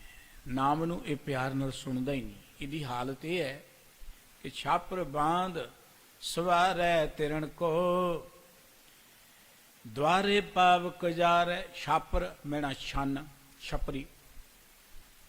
ਅਜੇ ਵੀ ਆਪਾਂ ਦੇਖਦੇ ਹਾਂ, ਯੂਪੀ ਵੱਲ ਚਲੇ ਜਾਈਏ, ਹੋਰ ਦੂਸਰੀਆਂ ਸਟੇਟਾਂ 'ਚ ਕੱਖਾਂ ਦੀਆਂ ਛੰਨਾਂ ਉੱਧਰ ਬਣਾਈਆਂ ਹੁੰਦੀਆਂ ਨੇ। ਆਪਣੇ ਵੀ ਪਹਿਲਾਂ ਪੰਜਾਬ ਸਾਨੂੰ ਹੁਣ ਘਟ ਗਈਆਂ ਨੇ। ਕੱਖਾਂ ਦਾ ਘਰ, ਕੱਖਾਂ ਦੀ ਛੰਨ, ਛਪਰੀ ਜਿਹਨੂੰ ਆਪਾਂ ਕਹਿੰਦੇ ਹਾਂ। ਕੋਈ ਮਨੁੱਖ ਕੱਖਾਂ ਦਾ ਘਰ ਬਣਾ ਕੇ, ਛੰਨ ਬਣਾ ਕੇ, ਛੱਪਰ ਬਣਾ ਕੇ ਤੇ ਉਹਦੇ ਵਿੱਚ ਅੱਗ ਬਾਲ ਕੇ ਬੜਾ ਬੇਪਰਵਾਹ ਹੋ ਜਾਏ, ਉਹ ਸਿਆਣਾ ਤਾਂ ਨਹੀਂ ਨਾ। ਉਹ ਅੱਗ ਜਿਹੜੀ ਹੈ ਉਹਦੇ ਘਰ ਨੂੰ ਸਾੜ ਕੇ ਸੁਆਹ ਕਰ ਦੇਵੇਗੀ। ਮਨੁੱਖ ਦੀ ਹਾਲਤ ਵੀ ਇਹੀ ਹੈ। ਮਨੁੱਖ ਨੇ ਜੋ ਕੁਝ ਵੀ ਬਣਾਇਆ ਹੈ ਨਾ, ਇਹ ਕੱਖਾਂ ਦੀ ਛੰਨ ਵਾਂਗੂ ਹੈ। ਇਸ ਤੋਂ ਜ਼ਿਆਦਾ ਇਹਦੀ ਕੋਈ ਪਾਇਆ ਨਹੀਂ ਹੈ। ਤੇ ਅਗਲੀ ਗੱਲ, ਮਨੁੱਖ ਅੱਗ ਬਾਲ ਕੇ ਬੈਠਾ ਵਿੱਚ ਔਗਣ ਕਰ ਰਿਹਾ ਹੈ। ਇੱਕ ਤੇ ਪਹਿਲਾਂ ਇਹਨੇ ਜੋ ਕੁਝ ਇਕੱਤਰ ਕੀਤਾ ਉਹ ਨਾਲ ਨਿਭਣ ਵਾਲਾ ਨਹੀਂ ਹੈ, ਤੇ ਫਿਰ ਇਹ ਔਗਣਾਂ 'ਚ ਖਚਤ ਰਹਿੰਦਾ, ਬੁਰਾਈਆਂ 'ਚ ਖਚਤ ਰਹਿੰਦਾ। ਇਹਦੀ ਹਾਲਤ ਇਵੇਂ ਜਿਵੇਂ ਕੱਖਾਂ ਦੀ ਛੰਨ ਬਣਾ ਕੇ ਐਨ ਦਰਵਾਜ਼ੇ ਦੇ ਵਿੱਚ ਅੱਗ ਬਾਲ ਕੇ ਬੈਠ ਜਾਏ ਤੇ ਬੇਪਰਵਾਹ ਹੋ ਜਾਏ। ਮਨੁੱਖ ਨੇ ਆਪਣੀ ਜ਼ਿੰਦਗੀ ਜਿਹੜੀ ਹੈ ਨਾ, ਬਣਾਉਣੀ ਤਾਂ ਸੀ ਇੱਕ ਮਜ਼ਬੂਤ ਬੇੜਾ, ਇੱਕ ਮਜ਼ਬੂਤ ਸ਼ਖਸੀਅਤ, ਲੇਕਿਨ ਮਨੁੱਖ ਨੇ ਆਪਣੀ ਜ਼ਿੰਦਗੀ ਸਿਰਫ ਕੱਖਾਂ ਦੀ ਛੰਨ ਵਰਗੀ ਬਣਾਈ ਹੈ। ਪਰਮਾਤਮਾ ਨੇ ਸਾਨੂੰ ਇਹ ਜ਼ਿੰਦਗੀ ਦਾ ਮੌਕਾ ਦਿੱਤਾ ਹੈ ਨਾ, ਇਹਦਾ ਕੋਈ ਮਕਸਦ ਹੈ। ਇਹਦਾ ਇਹ ਮਕਸਦ ਨਹੀਂ ਹੈ ਕਿ ਆਪਾਂ ਵੱਡੇ ਹੋਏ, ਕਮਾਇਆ, ਖਾਧਾ, ਬੱਚੇ ਪੈਦਾ ਕੀਤੇ, ਚਲੇ ਗਏ, ਜਾਂ ਕਾਰੋਬਾਰ ਕੀਤੇ, ਜਾਂ ਰੁਤਬੇ ਲੈ ਲਏ। ਇਹੀ ਮਕਸਦ ਨਹੀਂ ਹੈ। ਚਲੋ ਇਹ ਵੀ ਪਰਮਾਤਮਾ ਦੇ ਰਿਹਾ, ਉਹਦਾ ਧੰਨਵਾਦ ਹੈ, ਇਹ ਵੀ ਮਨੁੱਖ ਲਈ ਨੇ। ਲੇਕਿਨ ਮਨੁੱਖਾ ਜ਼ਿੰਦਗੀ ਦਾ ਮਕਸਦ ਸੀ ਕਿ ਆਪਾਂ ਜੀਵਨ ਦੇ ਅੰਦਰ ਸਤ ਸੰਗਤ ਰਾਹੀਂ ਪ੍ਰਮਾਤਮਾ ਦੇ ਪਿਆਰ ਜੁੜ ਕੇ ਇਹੋ ਜਿਹੇ ਕਰਮ ਕਰਕੇ ਆਪਣੀ ਸ਼ਖਸੀਅਤ ਇਹੋ ਜਿਹੀ ਬਣਾ ਲਈਏ, ਆਪਣਾ ਇੱਕ ਕਿਰਦਾਰ ਇਹੋ ਜਿਹਾ ਬਣਾ ਲਈਏ ਕਿ ਜ਼ਿੰਦਗੀ 'ਚ ਜਿੰਨੇ ਮਰਜ਼ੀ ਉਤਰਾ ਚੜਾਉਣ, ਅਸੀਂ ਡਾਵਾਂ ਡੋਲ ਹੀ ਨਾ ਹੋਈਏ, ਅਸੀਂ ਦ੍ਰਿੜ ਰਹੀਏ, ਅਸੀਂ ਆਪਣੇ ਮਨੁੱਖੀ ਸੁਭਾਅ ਨੂੰ ਕਦੀ ਤਿਆਗੀਏ ਨਾ। ਪਰ ਇੱਕ ਤੇ ਅਸੀਂ ਦੁਨਿਆਵੀ ਤੌਰ ਤੇ ਕੇਵਲ ਦੁਨੀਆ ਦੇ ਪਦਾਰਥਾਂ ਨੂੰ ਇਕੱਤਰ ਕੀਤਾ, ਫਿਰ ਅਸੀਂ ਬੁਰਾਈਆਂ ਵੀ ਕਰਦੇ ਹਾਂ। ਇਹ ਸਾਡੀ ਹਾਲਤ ਇਵੇਂ ਹੈ ਜਿਵੇਂ ਕੱਖਾਂ ਦਾ ਘਰ ਬਣਾ ਕੇ ਉਹਦੇ 'ਚ ਕੋਈ ਅੱਗ ਬਾਲ ਕੇ ਬੇਪਰਵਾਹੀ ਨਾਲ ਬੈਠ ਜਾਏ, ਉਹ ਤੇ ਘਰ ਸੜਨਾ ਹੀ ਹੈ। ਸਤਿਗੁਰੂ ਜੀ ਕਹਿੰਦੇ ਸਾਡੀ ਹਾਲਤ ਹੈ ਕਿ ਕਾਲਰ ਪੋਟ ਉਠਾਵੇ ਮੁੰਡੈ, ਅੰਮ੍ਰਿਤ ਮਨ ਤੇ ਡਰ ਹੈ। ਕਾਲਰ ਮੈਨਾਂ ਕਲਰ, ਕਲਰੀ ਧਰਤੀ, ਜਿਵੇਂ ਰੇਤਲੀ ਹੈ, ਜਿਵੇਂ ਚੀਕਣੀ ਮਿੱਟੀ ਹੈ, ਬਰਾਨੀ ਧਰਤੀ ਹੈ, ਕਈ ਤਰ੍ਹਾਂ ਦੀਆਂ ਧਰਤੀ ਦੀਆਂ ਕਿਸਮਾਂ ਨੇ। ਇੱਕ ਹੁੰਦੀ ਕਲਰੀ ਧਰਤੀ, ਕਲਰ ਹੁੰਦਾ, ਚਿੱਟਾ ਚਿੱਟਾ ਜਿਹਾ ਸੋਰਾ ਜਿਹਾ ਨਿਕਲਦਾ ਜ਼ਮੀਨ ਵਿੱਚੋਂ, ਉੱਥੇ ਕੋਈ ਫਸਲ ਨਹੀਂ ਹੁੰਦੀ। ਹੁਣ ਤਾਂ ਬਹੁਤ ਸੁਧਾਰ ਕਰ ਲਿਆ ਜ਼ਮੀਨ ਦੇ ਅੰਦਰ ਮਨੁੱਖ ਨੇ, ਵਿਗਿਆਨਕਾਂ ਨੇ, ਲੇਕਿਨ ਅੱਜ ਤੋਂ 40-50 ਸਾਲ ਆਪਾਂ ਦੇਖਦੇ ਬਹੁਤ ਸਾਰੇ ਇਲਾਕੇ ਜਿੱਥੇ ਕਲਰ ਹੁੰਦਾ ਸੀ ਧਰਤੀ ਦੇ ਅੰਦਰ, ਕੁਝ ਨਹੀਂ ਸੀ ਪੈਦਾ ਹੁੰਦਾ, ਐਵੇਂ ਖਾਲੀ ਪਈ ਧਰਤੀ, ਚਿੱਟਾ ਚਿੱਟਾ ਜਿਹਾ ਸੋਰਾ ਉੱਚੋਂ ਨਿਕਲੀ ਚਲਿਆ ਜਾਂਦਾ ਸੀ। ਕੋਈ ਮਨੁੱਖ ਕਾਲਰ ਪੋਟ ਉਠਾਵੇ ਮੁੰਡੇ, ਮਨੁੱਖ ਦੀ ਹਾਲਤ ਇਹ ਹੈ ਜਿਵੇਂ ਆਪਣੇ ਸਿਰ ਤੇ ਕਲਰ ਦੀ ਪੰਡ ਚੁੱਕੀ ਜਾਂਦਾ। ਕੋਈ ਮਿੱਟੀ ਵੀ ਚੁੱਕੇ ਨਾ ਕੰਮ ਆ ਜਾਏਗੀ, ਹੋਰ ਚੀਜ਼ਾਂ ਵੀ ਕੰਮ ਆ ਜਾਣੀਆਂ, ਕੋਈ ਦਾਣਿਆਂ ਦੀ ਪੰਡ ਚੁੱਕੇ ਕੰਮ ਆ ਜਾਏਗੀ। ਹੁਣ ਕਲਰੀ ਮਿੱਟੀ ਚੁੱਕਣ ਦਾ ਲਾਭ ਕੀ ਹੈ? ਮਨੁੱਖ ਨੇ ਜੋ ਕੁਝ ਚੁੱਕਿਆ ਹੈ, ਜੋ ਕੁਝ ਕਮਾਇਆ ਹੈ, ਇਹ ਬਿਲਕੁਲ ਇਦਾਂ ਜਿਵੇਂ ਕਲਰੀ ਮਿੱਟੀ ਕੋਈ ਚੁੱਕੀ ਜਾਏ, ਅਕਾਰਥ ਬਿਰਥਾ, ਜਿਹੜਾ ਕਿਸੇ ਕੰਮ ਆਉਣ ਵਾਲਾ ਨਹੀਂ ਹੈ। ਮੁੰਡੇ ਦਾ ਅਰਥ ਹੁੰਦਾ ਸਿਰ ਤੇ, ਮੂੰਡ ਸਿਰ ਨੂੰ ਕਿਹਾ ਜਾਂਦਾ ਹੈ। ਕਾਲਰ ਪੋਟ, ਪੋਟ ਮੇਣਾ ਪੰਡ। ਸਤਿਗੁਰੂ ਜੀ ਕਹਿੰਦੇ ਇਹ ਮਨੁੱਖ ਇਸ ਤਰੀਕੇ ਨਾਲ ਆਪਣੀ ਜ਼ਿੰਦਗੀ ਬਤੀਤ ਕਰ ਰਿਹਾ ਹੈ ਕਿ ਕਾਲਰ ਪੋਟ ਉਠਾਵੇ ਮੁੰਡੇ, ਹਰ ਰੋਜ਼ ਆਪਣੇ ਸਿਰ ਤੇ ਕਲਰ ਦੀ ਪੰਡ ਚੁੱਕੀ ਫਿਰਦਾ ਹੈ। ਭਾਵ ਔਗੁਣਾਂ ਨੂੰ ਇਕੱਤਰ ਕਰੀ ਜਾਂਦਾ, ਬੁਰਾਈਆਂ ਨੂੰ ਇਕੱਤਰ ਕਰੀ ਜਾਂਦਾ। ਗੁਰਬਾਣੀ ਵਿੱਚ ਸਤਿਗੁਰੂ ਜੀ ਨੇ ਬਚਨ ਕਹੇ ਨੇ ਕਿ ਮਨੁੱਖ ਦੀ ਹਾਲਤ ਇਹ ਹੈ, ਕਾਚ ਬਿਹਾਜਨ ਕੰਚਨ ਛਾਡਨ। ਕਾਚ ਮੇਨਾ ਕੱਚ, ਇਹ ਕੱਚ ਦਾ ਵਪਾਰ ਕਰ ਰਿਹਾ ਤੇ ਸੋਨੇ ਨੂੰ ਛੱਡੀ ਜਾ ਰਿਹਾ। ਮਨੁੱਖ ਦੀ ਹਾਲਤ ਉਸ ਵਿਅਕਤੀ ਵਰਗੀ ਹੈ ਜਿਹੜਾ ਤੂੜੀ ਨੂੰ ਸੰਭਾਲੀ ਜਾਏ ਤੇ ਦਾਣਿਆਂ ਨੂੰ ਇਕੱਠਿਆਂ ਹੀ ਨਾ ਕਰੇ। ਲੋੜ ਤੇ ਪਹਿਲਾਂ ਦਾਣਿਆਂ ਨੂੰ ਸੰਭਾਲਣ ਦੀ ਹੈ। ਹੁਣ ਤੂੜੀ ਨੂੰ ਇਕੱਠਿਆਂ ਕਰੀ ਜਾਏ, ਤੂੜੀ ਨੇ ਤੇ ਕੰਮ ਨਹੀਂ ਆਉਣਾ ਜਿੱਥੇ ਦਾਣਿਆਂ ਨੇ ਕੰਮ ਆਉਣਾ। ਮਨੁੱਖ ਸਾਰੀ ਜ਼ਿੰਦਗੀ ਕਲਰ ਇਕੱਠਾ ਕਰ ਰਿਹਾ। ਕਲਰ ਦਾ ਅਰਥ ਹੈ ਕਿ ਅਕਾਰਥ ਚੀਜ਼ਾਂ, ਜੋ ਕੁਝ ਵੀ ਹੈ ਇਹ ਅਕਾਰਥ ਇਕੱਠਾ ਕਰ ਰਿਹਾ। ਦੇਖੋ ਦੁਨੀਆ ਦੀ ਧਨ ਦੌਲਤ ਸਾਡੀ ਗੁਜ਼ਰਾਨ ਹੈ, ਇਹਦੇ 'ਚ ਕੋਈ ਸ਼ੱਕ ਨਹੀਂ ਹੈ, ਪਰ ਧਨ ਦੌਲਤ ਨੇ ਸਾਡਾ ਸਾਥ ਨਹੀਂ ਦੇਣਾ। ਮਿਹਨਤ ਕਰਕੇ ਧਨ ਦੌਲਤ ਆਏ, ਬਹੁਤ ਚੰਗੀ ਗੱਲ ਹੈ। ਸਾਡੇ ਸਤਿਗੁਰੂ ਜੀ ਨੇ ਸਾਨੂੰ ਕਿਹਾ ਮਿਹਨਤ ਕਰੋ, ਕਿਰਤ ਕਰੋ, ਤੁਸੀਂ ਦੁਨਿਆਵੀ ਤੌਰ ਤੇ ਅਮੀਰ ਹੋ, ਬੜੀ ਭਲੀ ਗੱਲ ਹੈ। ਕਿਤੇ ਸਤਿਗੁਰੂ ਜੀ ਨੇ ਪੈਸੇ ਨੂੰ ਮਾੜਾ ਨਹੀਂ ਕਿਹਾ, ਪੈਸੇ ਨੂੰ ਕਿਤੇ ਨਿੰਦਿਆ ਨਹੀਂ। ਪਰ ਕੋਈ ਬੰਦਾ ਦਿਨ ਰਾਤ ਬੇਈਮਾਨੀ ਕਰਕੇ, ਝੂਠ ਬੋਲ ਕੇ, ਠੱਗੀ ਠੋਰੀ ਕਰਕੇ, ਕੇਵਲ ਇਹ ਕਹਿ ਕੇ ਪੈਸਾ ਹੀ ਸਭ ਕੁਝ ਹੈ, ਪੈਸਾ ਹੀ ਇਕੱਠਾ ਕਰ ਲਈਏ, ਇਹ ਤੇ ਇਵੇਂ ਜਿਵੇਂ ਕਲਰ ਦੀ ਪੰਡ ਇਕੱਠੀ ਕਰ ਲਈ। ਹੁਣ ਇੱਕ ਤੇ ਆਪਣੀ ਜ਼ਿੰਦਗੀ ਵਿੱਚੋਂ ਨੈਤਿਕਤਾ ਖਤਮ ਕਰ ਲਈ, ਆਪਣੀ ਜ਼ਮੀਰ ਨੂੰ ਮਾਰ ਲਿਆ। ਮਨੁੱਖ ਦੇਖੋ ਪਹਿਲਾਂ ਧਨ ਨੂੰ ਕਮਾਉਂਦਾ, ਮਿਹਨਤ ਕਰਦਾ ਹੈ, ਬੜੀ ਚੰਗੀ ਗੱਲ ਹੈ। ਮਿਹਨਤ ਕਰਦੇ ਆ ਜਦੋਂ ਉਹਦੀ ਤ੍ਰਿਸ਼ਨਾ ਵੱਧਦੀ ਜਾਏ ਨਾ, ਫਿਰ ਉਹ ਸਰੀਰ ਨੂੰ ਮਾਰਨਾ ਸ਼ੁਰੂ ਕਰਦਾ ਹੈ, ਦਿਨ ਰਾਤ ਇੱਕ ਕਰ ਦਿੰਦਾ ਕਿ ਪੈਸਾ ਬਹੁਤਾ ਹੋਣਾ ਚਾਹੀਦਾ ਹੈ। ਇੱਥੇ ਤੱਕ ਵੀ ਚਲੋ ਗੱਲ ਮਾੜੀ ਨਹੀਂ, ਮਿਹਨਤ ਕਰਕੇ ਕੋ ਕਮਾਏ। ਇੱਦਾਂ ਵੀ ਜਦੋਂ ਬੰਦਾ ਨਹੀਂ ਨਾ ਰੱਜਦਾ, ਫਿਰ ਆਪਣੀ ਜ਼ਮੀਰ ਨੂੰ ਮਾਰਦਾ। ਥੋੜਾ ਜਿਹਾ ਝੂਠ ਬੋਲ ਲਓ, ਥੋੜੀ ਜਿਹੀ ਬੇਈਮਾਨੀ ਕਰ ਲਓ।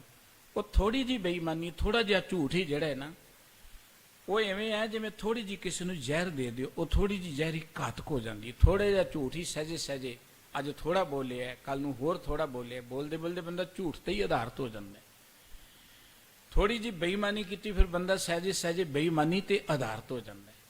ਉਹ ਜਿਹੜੀ ਬੇਈਮਾਨੀ ਜਾਂ ਇਵੇਂ ਕਹਿ ਲਓ ਠੱਗੀ ਠੋਰੀ ਆਪਾਂ ਕਰਦੇ ਹਾਂ, ਉਹ ਹੈ ਆਪਣੇ ਜ਼ਮੀਰ ਨੂੰ ਮਾਰਨ ਵਾਲੀ ਗੱਲ, ਆਪਣੀ ਅੰਦਰੀ ਸ਼ਖਸੀਅਤ ਨੂੰ ਕਮਜ਼ੋਰ ਕਰਨ ਵਾਲੀ ਗੱਲ। ਫਿਰ ਆਪਾਂ ਜ਼ਿੰਦਗੀ ਵਿੱਚ ਕਿਵੇਂ ਉੱਚੇ ਉੱਠ ਸਕਾਂਗੇ? ਬਾਬਾ ਕਬੀਰ ਸਾਹਿਬ ਜੀ ਨੇ ਕਿਹਾ ਸੀ, ਕਬੀਰ ਬੇੜਾ ਜ਼ਰਜਰਾ ਛੂਟੇ ਫੂਟੇ 6000। ਸਾਡੀ ਸ਼ਖਸੀਅਤ ਦਾ, ਕਿਰਦਾਰ ਦਾ ਬੇੜਾ ਜਿਹੜਾ ਜ਼ਰਜਰਾ ਮੇਣਾ ਪੁਰਾਣਾ ਥੋਥਾ ਜਿਹਾ, ਹਜ਼ਾਰਾਂ ਜਿਹਦੇ ਚ ਮੋਰੀਆਂ ਨੇ। ਭਾਵ ਸਾਡੇ ਚ ਹਜ਼ਾਰਾਂ ਹੀ ਔਗਣ ਆ ਗਏ, ਬੁਰਾਈਆਂ ਆ ਗਈਆਂ, ਕਮਜ਼ੋਰੀਆਂ ਆ ਗਈਆਂ। ਹੁਣ ਕੋਈ ਦੁੱਖ ਆਏਗਾ ਤੇ ਅਸੀਂ ਉਸ ਦੁੱਖ ਦਾ ਮੁਕਾਬਲਾ ਥੋੜ੍ਹਾ ਕਰ ਸਕਾਂਗੇ। ਦੁੱਖ ਵੇਲੇ ਪੈਸਾ ਕੰਮ ਨਹੀਂ ਆਉਣਾ, ਦੁੱਖ ਵੇਲੇ ਕੋਈ ਰਿਸ਼ਤੇਦਾਰ ਕੰਮ ਨਹੀਂ ਆਉਣਾ। ਰਿਸ਼ਤੇਦਾਰ ਆਪਾਂ ਦੇਖਦੇ ਹਾਂ ਨੇੜੇ ਕੋਈ ਲੱਗ ਹੀ ਨਹੀਂ ਸਕਦਾ, ਮਾਹੌਲ ਇਹੋ ਜਿਹਾ ਬਣ ਗਿਆ, ਕੌਣ ਲੱਗੇਗਾ ਨੇੜੇ? ਕੋਈ ਕੰਮ ਨਹੀਂ ਆ ਸਕਦਾ। ਸਤਿਗੁਰੂ ਜੀ ਕਹਿੰਦੇ ਜੋ ਕੁਝ ਅਸੀਂ ਇਕੱਠਾ ਕਰ ਰਹੇ ਹਾਂ ਤੇ ਬਿਲਕੁਲ ਇੱਦਾਂ ਜਿਵੇਂ ਕਾਲਰ ਪੋਟ ਉਠਾਵੇ ਮੁੰਡੇ, ਜਿਵੇਂ ਕੋਈ ਕਲਰ ਦੀ ਪੰਡ ਆਪਣੇ ਸਿਰ ਤੇ ਚੁੱਕ ਲਏ। ਅੰਮ੍ਰਿਤ ਮਨ ਤੇ ਡਾਰੈ, ਅੰਮ੍ਰਿਤ ਨੂੰ ਤਿਆਗ ਦੇਵੇ, ਅੰਮ੍ਰਿਤ ਨੂੰ ਛੱਡ ਦੇਵੇ, ਕਲਰ ਨੂੰ ਇਕੱਠਿਆਂ ਕਰ ਲਏ। ਸੋਨੇ ਨੂੰ ਤਿਆਗ ਦੇਵੇ, ਕੱਚ ਨੂੰ ਇਕੱਠਿਆਂ ਕਰ ਲਵੇ। ਇਵੇਂ ਦਾਣਿਆਂ ਨੂੰ ਸੁੱਟ ਦੇਵੇ, ਤੂੜੀ ਨੂੰ ਇਕੱਠਿਆਂ ਕਰ ਲਵੇ। ਸਾਡੀ ਹਾਲਤ ਇਹ ਹੈ। ਸਾਹਿਬ ਜੀ ਕਹਿੰਦੇ ਕਿ ਇਦਾਂ ਹੀ ਦੁਨਿਆਵੀ ਮਨੁੱਖ ਦੀ ਜ਼ਿੰਦਗੀ ਬਤੀਤ ਹੁੰਦੀ ਰਹਿੰਦੀ ਹੈ ਕਿ ਸਾਰੀ ਜ਼ਿੰਦਗੀ ਕਲਰ ਇਕੱਠਾ ਕਰਦਾ ਰਹਿੰਦਾ ਹੈ, ਅੰਮ੍ਰਿਤ ਨੂੰ ਛੱਡ ਕੇ ਉਹਦਾ ਜ਼ਹਿਰ ਨਾਲ ਪਿਆਰ ਬਣਿਆ ਰਹਿੰਦਾ ਹੈ। ਓਡੇ ਬਸਤਰ ਗਿਰਿਓ ਰਸਾਏ ਜਾਏ ਰਸਾਤਲ, ਓਡੇ ਬਸਤਰ ਕਾਜਰ ਮੈਂ ਪਰਿਆ, ਬੌੜ ਬਹੁੜ ਫਿਰ ਝਾਰ ਹੈ। ਓਡੇ ਦਾ ਅਰਥ ਹੁੰਦਾ ਪਹਿਨਣਾ। ਇਹਨੇ ਬਸਤਰ ਭਾਵੇਂ ਪਹਿਨੇ ਨੇ ਪਰ ਵੜ ਗਿਆ ਕਾਜਲ ਦੀ ਕੋਠੀ 'ਚ, ਕਾਲਖ ਦੀ ਕੋਠੀ 'ਚ। ਹੁਣ ਕਾਲਖ ਦੀ ਕੋਠੜੀ ਤੁਸੀਂ ਵੜ ਜਾਓਗੇ ਨਾ, ਕੋਈ ਐਨ ਕਾਲਖ ਨਾਲ ਭਰਿਆ ਹੋਇਆ ਕਮਰਾ ਹੈ, ਤੇ ਉਹ ਕਾਲਖ ਤੁਹਾਡੇ ਕੱਪੜਿਆਂ ਨੂੰ ਲੱਗੇਗੀ। ਤੁਸੀਂ ਜਿੰਨਾ ਮਰਜ਼ੀ ਕੱਪੜਿਆਂ ਨੂੰ ਝਾੜ ਲਓ ਫਿਰ ਕਾਲਖ ਲੱਗ ਜਾਏਗੀ। ਕਾਲਖ ਇਹੋ ਜਿਹੀ ਲੱਗੇਗੀ, ਲੱਥੇਗੀ ਨਹੀਂ, ਝਾੜਿਆਂ ਨਹੀਂ ਲੱਥੇਗੀ। ਮਨੁੱਖ ਨੇ ਵੀ ਭਾਵੇਂ ਵਸਤਰ ਪਹਿਨੇ ਨੇ ਪਰ ਵੜ ਗਿਆ ਕਾਲਖ ਦੀ ਕੋਠੜੀ 'ਚ। ਚੰਗੇ ਕੰਮ ਕਰਦਾ ਵੀ, ਇਹ ਧਰਮ ਦੀ ਗੱਲ ਕਰਦਾ ਵੀ, ਕਾਲਖ ਦੀ ਕੋਠੜੀ 'ਚ ਵੜੀ ਚਲਿਆ ਜਾਂਦਾ। ਸਤਿਗੁਰੂ ਜੀ ਕਹਿੰਦੇ ਬਾਹਰ ਬਾਹਰ ਫਿਰ ਝਾਰ ਹੈ। ਕਾਲਖ ਦੀ ਕੋਠੜੀ 'ਚ ਵੜੋ, ਕਾਲਖ ਲੱਗ ਜਾਏ, ਤੁਸੀਂ ਵਾਰ-ਵਾਰ ਕਾਲਖ ਨੂੰ ਝਾੜਨ ਦਾ ਯਤਨ ਕਰੋ, ਨਹੀਂ ਲੱਥੇਗੀ। ਮਨੁੱਖ ਵੀ ਸਾਰੀ ਜ਼ਿੰਦਗੀ ਕਾਜਲ ਦੀ ਕੋਠੜੀ 'ਚ ਵੜ ਕੇ ਨਾ, ਔਗਣਾਂ ਦੇ ਵਿੱਚ ਵੜ ਕੇ, ਬੁਰਾਈਆਂ 'ਚ ਵੜ ਕੇ, ਫਿਰ ਇਹਨਾਂ ਬੁਰਾਈਆਂ ਤੋਂ ਬਚਣ ਦੇ ਲਈ ਵਾਰ-ਵਾਰ ਇਹਨਾਂ ਨੂੰ ਝਾੜਦਾ ਕਿ ਸਦ ਮੈਂ ਬਚ ਜਾਵਾਂ, ਕਾਲਖ ਤੋਂ ਬਚ ਜਾਵਾਂ। ਨਹੀਂ ਬਚੇਗਾ। ਇਹ ਕਾਲਖ ਲੱਗ ਗਈ, ਇਹਨੂੰ ਉਤਾਰਨਾ ਬੜਾ ਔਖਾ ਹੈ। ਮਨੁੱਖ ਦੇ ਮਨ ਦੇ ਅੰਦਰ ਇਹ ਬੁਰਾਈਆਂ ਅੰਕਿਤ ਹੋ ਗਈਆਂ, ਇਹਨਾਂ ਨੂੰ ਉਤਾਰਨਾ ਬੜਾ ਔਖਾ ਹੈ। ਸਤਿਗੁਰੂ ਜੀ ਕਹਿੰਦੇ ਮਨੁੱਖ ਦੀ ਹਾਲਤ ਤਾਂ ਇਦਾਂ ਹੈ ਕਿ ਕਾਟੇ ਪੇਟ ਡਾਲ ਪਰ ਠਾਂਡੋ, ਖਾਏ ਖਾਏ ਮੁਸਕਾਰੇ। ਇਹ ਇੱਕ ਵਿਕਾਰੀ ਔਗਣਾਂ ਵਾਲੇ ਬੰਦੇ ਦੀ ਜ਼ਿੰਦਗੀ ਕਿਵੇਂ ਬਤੀਤ ਹੋ ਰਹੀ, ਸਤਿਗੁਰੂ ਜੀ ਨੇ ਉਹਨੂੰ ਐਨ ਬਿਆਨ ਕੀਤਾ ਹੈ ਕਿ ਉਹ ਪ੍ਰਮਾਤਮਾ ਨੂੰ ਨਹੀਂ ਚੇਤੇ ਕਰਦਾ, ਹੰਕਾਰ 'ਚ ਮਸਤ ਰਹਿੰਦਾ ਹੈ। ਉਹਦੀ ਜ਼ਿੰਦਗੀ ਆਕਾਰ ਚਲੀ ਜਾਂਦੀ, ਜਿਵੇਂ ਜੁਆਰੀ ਆਪਣੀ ਜ਼ਿੰਦਗੀ ਆਪਣਾ ਧਨ ਦੌਲਤ ਹਾਰ ਜਾਂਦਾ, ਇਵੇਂ ਜ਼ਿੰਦਗੀ ਹਾਰ ਜਾਂਦਾ ਹੈ। ਨਾਮ ਅਮੋਲਕ ਹੁੰਦਾ, ਉਹਦੇ ਨਾਲ ਪਿਆਰ ਨਹੀਂ ਪਾਉਂਦਾ, ਨਿੰਦਾ ਨਾਲ ਇਹਦਾ ਪਿਆਰ ਬਣ ਜਾਂਦਾ ਹੈ। ਇਹਦੀ ਹਾਲਤ ਇਹ ਹੈ ਜਿਵੇਂ ਕੋਈ ਕੱਖਾਂ ਦਾ ਘਰ ਬਣਾ ਕੇ ਅੱਗ ਬਾਲ ਕੇ ਉਹਦੇ 'ਚ ਬੈਠ ਜਾਏ, ਜਿਵੇਂ ਕੋਈ ਕਲਰ ਦੀ ਪੰਡ ਚੁੱਕੀ ਜਾਏ ਤੇ ਅੰਮ੍ਰਿਤ ਨੂੰ ਦੇਖੇ ਹੀ ਨਾ, ਅੰਮ੍ਰਿਤ ਨੂੰ ਤਿਆਗ ਦੇਵੇ। ਜਿਵੇਂ ਕੋਈ ਕੱਪੜੇ ਚਿੱਟੇ ਪਹਿਨ ਕੇ ਤੇ ਵੜ ਜਾਏ ਫਿਰ ਕਾਲਖ ਦੀ ਕੋਠੜੀ 'ਚ, ਉਹ ਕਾਲਖ ਨੂੰ ਵਾਰ-ਵਾਰ ਝਾੜੇ ਪਰ ਉਹ ਲੱਥਦੀ ਨਹੀਂ ਹੈ। ਸਤਿਗੁਰੂ ਜੀ ਕਹਿੰਦੇ ਇਹਦੀ ਹਾਲਤ ਇਹ ਹੈ ਕਿ ਜਿਵੇਂ ਕੋਈ ਦਰਖਤ ਤੇ ਚੜ ਕੇ ਨਾ, ਕਾਟੇ ਪੇੜ ਡਾਲ ਪਰ ਠੰਡੋ, ਦਰਖਤ ਦੀ ਟਾਹਣੀ ਤੇ ਖੜਾ ਹੋ ਜਾਏ ਤੇ ਉਸੇ ਟਾਹਣੀ ਨੂੰ ਵੱਢਣਾ ਸ਼ੁਰੂ ਕਰ ਦੇਵੇ। ਭਾਵੇਂ ਦਰਖਤ ਤੋਂ ਫਲ ਤੋੜ ਕੇ ਮਿੱਠੇ ਖਾਏ, ਪ੍ਰਸੰਨ ਹੋਵੇ, ਪਰ ਉਸੇ ਡਾਲੀ ਨੂੰ ਵੱਢਣਾ ਸ਼ੁਰੂ ਕਰ ਦੇਵੇ ਤੇ ਹੋਏਗਾ ਕਿ ਆਖਰ ਉਹ ਡਿੱਗੇਗਾ ਹੀ ਨਾ। ਮੂਰਖਤਾ ਹੀ ਹੈ ਨਾ ਜ਼ਿੰਦਗੀ ਦੇ ਅੰਦਰ। ਮਨੁੱਖ ਦਾ ਸੁਭਾਅ ਵੀ ਇਹੀ ਦੱਸਿਆ ਕਿ ਮਨੁੱਖ ਵੀ ਮੂਰਖਾਂ ਵਾਂਗੂ ਜੀਵ ਰਿਹਾ। ਇਹ ਵੀ ਸਾਰੀ ਜ਼ਿੰਦਗੀ ਦੁਨਿਆਵੀ ਚਸਕਿਆਂ 'ਚ ਪੈ ਕੇ ਪ੍ਰਸੰਨ ਬੜਾ ਹੋ ਰਿਹਾ ਹੈ, ਪਰ ਆਪਣੀ ਜ਼ਿੰਦਗੀ ਦੀ ਢਾਲ ਨੂੰ ਆਪੇ ਕੱਟੀ ਜਾ ਰਿਹਾ ਹੈ। ਗੁਰਬਾਣੀ ਕਹਿੰਦੀ ਨਾ, ਪਾਏ ਕੁਹਾੜਾ ਮਾਰਿਆ ਗਾਫਲ ਆਪਣੇ ਹੱਥ। ਇਹ ਗਾਫਲ ਮਨੁੱਖ ਨੇ ਆਪਣੇ ਪੈਰਾਂ ਤੇ ਕੁਹਾੜਾ ਆਪ ਹੀ ਮਾਰਨਾ ਸ਼ੁਰੂ ਕਰ ਦਿੱਤਾ ਹੈ, ਆਪਣੀ ਜ਼ਿੰਦਗੀ ਨੂੰ ਬਰਬਾਦ ਕਰਨਾ ਆਪ ਹੀ ਸ਼ੁਰੂ ਕਰ ਦਿੱਤਾ ਹੈ। ਸਾਰੀ ਜ਼ਿੰਦਗੀ ਔਗਣ ਕਰਦਾ ਰਹਿੰਦਾ, ਬੁਰਾਈਆਂ ਕਰਦਾ ਰਹਿੰਦਾ। ਇਹਦੀ ਹਾਲਤ ਇਦਾਂ ਹੈ ਜਿਵੇਂ ਕੋਈ ਦਰਖਤ ਦੇ ਟਾਹਣੇ ਤੇ ਖੜਾ ਹੋ ਕੇ ਫਲ ਖਾ ਕੇ ਮੁਸਕਰਾਈ ਵੀ ਜਾਏ ਤੇ ਉਸ ਟਾਹਣੇ ਨੂੰ ਵੱਢੀ ਵੀ ਜਾਏ, ਉਸ ਟਾਹਣੇ ਨੂੰ ਵੱਢੀ ਜਾਏ, ਕੱਟੀ ਜਾਏ। ਫਿਰ ਕੀ ਹੁੰਦਾ, ਗਿਰਿਓ ਜਾਏ ਰਸਾਤਲ ਪਰਿਓ, ਛਿਟੀ ਛਿਟੀ ਸਿਰ ਭਾਰ ਹੈ। ਸਤਿਗੁਰੂ ਜੀ ਕਹਿੰਦੇ ਜੇ ਉਸੇ ਡਾਲੀ ਨੂੰ ਵੱਢੇਗਾ ਤੇ ਆਖਰ ਤੇ ਡਿੱਗੇਗਾ ਨਾ। ਮਨੁੱਖ ਨੂੰ ਜ਼ਿੰਦਗੀ ਮਿਲੀ ਹੈ, ਬੜੀ ਅਮੋਲਕ ਹੈ। ਅਰੇ ਜ਼ਿੰਦਗੀ 'ਚ ਔਗਣ ਕਰ ਕਰਕੇ ਨਾ ਬੜਾ ਪ੍ਰਸੰਨ ਹੋ ਰਿਹਾ ਹੈ। ਔਗਣ ਕਰ ਕਰਕੇ ਇਹ ਆਪਣੀ ਜ਼ਿੰਦਗੀ ਦੀ ਡਾਲੀ ਨੂੰ ਆਪ ਹੀ ਵੱਢੀ ਜਾ ਰਿਹਾ। ਤੇ ਆਖਰ ਜਦੋਂ ਇਹ ਡਾਲੀ ਵੱਢੀ ਗਈ, ਇਹ ਦਰਖਤ ਦਾ ਟਾਹਣਾ ਵੱਢਿਆ ਗਿਆ, ਆਖਰ ਤੇ ਡਿੱਗੇਗਾ ਹੀ ਨਾ। ਬੁਰਾਈਆਂ ਕਰਦਾ ਹੈ, ਔਗਣ ਕਰਦਾ ਹੈ, ਜਦੋਂ ਇਹ ਜ਼ਿੰਦਗੀ 'ਚ ਦੁਖੀ ਹੁੰਦਾ ਹੈ ਨਾ, ਡਿੱਗਦਾ ਹੈ। ਔਗਣ ਜਦੋਂ ਖਚਤ ਹੋ ਜਾਂਦਾ ਹੈ, ਜਦੋਂ ਵਿਵਸਥਾ ਹੁੰਦੀ ਹੈ। ਜਾਏ ਰਸਾਤਲ, ਰਸਾਤਲ ਦਾ ਅਰਥ ਹੁੰਦਾ ਨਰਕ, ਨੀਵੀਂ ਥਾਂ, ਅਤ ਰਸਾਤਲ ਡੂੰਘੀ ਥਾਂ। ਸਤਿਗੁਰੂ ਜੀ ਕਹਿੰਦੇ ਰਸਾਤਲ ਚਲਿਆ ਜਾਂਦਾ ਹੈ, ਭਾਵ ਨਰਕਾਂ ਦਾ ਵਾਸੀ ਬਣ ਜਾਂਦਾ ਹੈ। ਛਿਟੀ ਛਿਟੀ ਸਿਰ ਭਾਰ ਹੈ।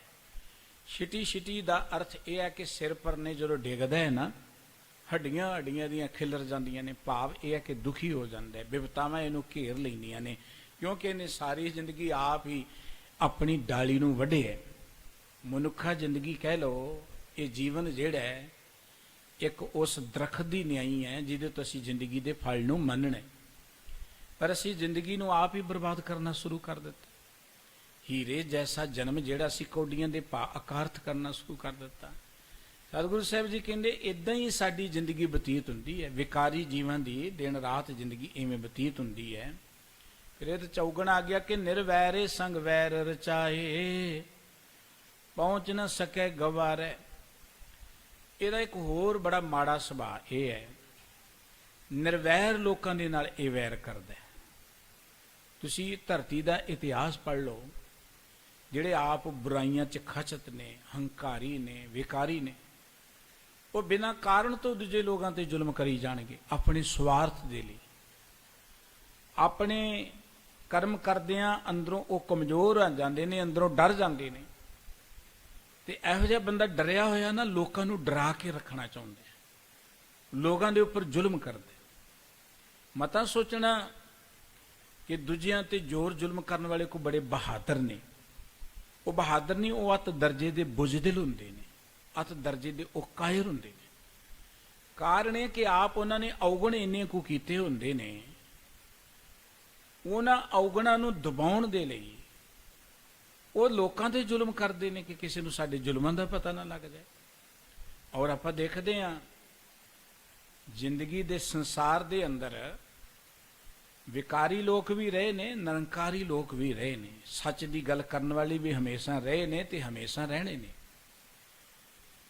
ਇਹ ਤੇ ਕੁਦਰਤ ਦੀ ਇੱਕ ਖੇਡ ਹੈ, ਸੱਚ ਤੇ ਕੂੜ ਦਾ ਸੰਘਰਸ਼ ਚੱਲਦਾ ਹੀ ਰਹਿਣਾ। ਲੇਕਿਨ ਕੂੜ ਦੇ ਵਣਜਾਰਿਆਂ ਨੇ ਹਮੇਸ਼ਾ ਸੱਚ ਦੇ ਪਾਂਧੀਆਂ ਨੂੰ ਖਤਮ ਕਰਨ ਦੀ ਗੱਲ ਸੋਚੀ, ਬੜੇ ਬੜੇ ਤਸੱਦਦ ਕੀਤੇ, ਬਿਨਾਂ ਹੀ ਕਾਰਨ ਤੋਂ ਉਹਨਾਂ ਦੇ ਨਾਲ ਵੈਰ ਪਾ ਲਏ। ਹੁਣ ਅਸੀਂ ਇਤਿਹਾਸ ਪੜ੍ਹ ਕੇ ਦੇਖੀਏ, ਭਗਤ ਪ੍ਰਹਿਲਾਦ ਦਾ ਕਿਸੇ ਨਾਲ ਕੀ ਵੈਰ ਹੈ? ਉਹ ਤੇ ਬੱਚਾ ਹੈ, ਨਿਰਵੈਰ ਹੈ, ਰੱਬ ਦੀ ਬੰਦਗੀ ਕਰ ਰਿਹਾ ਹੈ।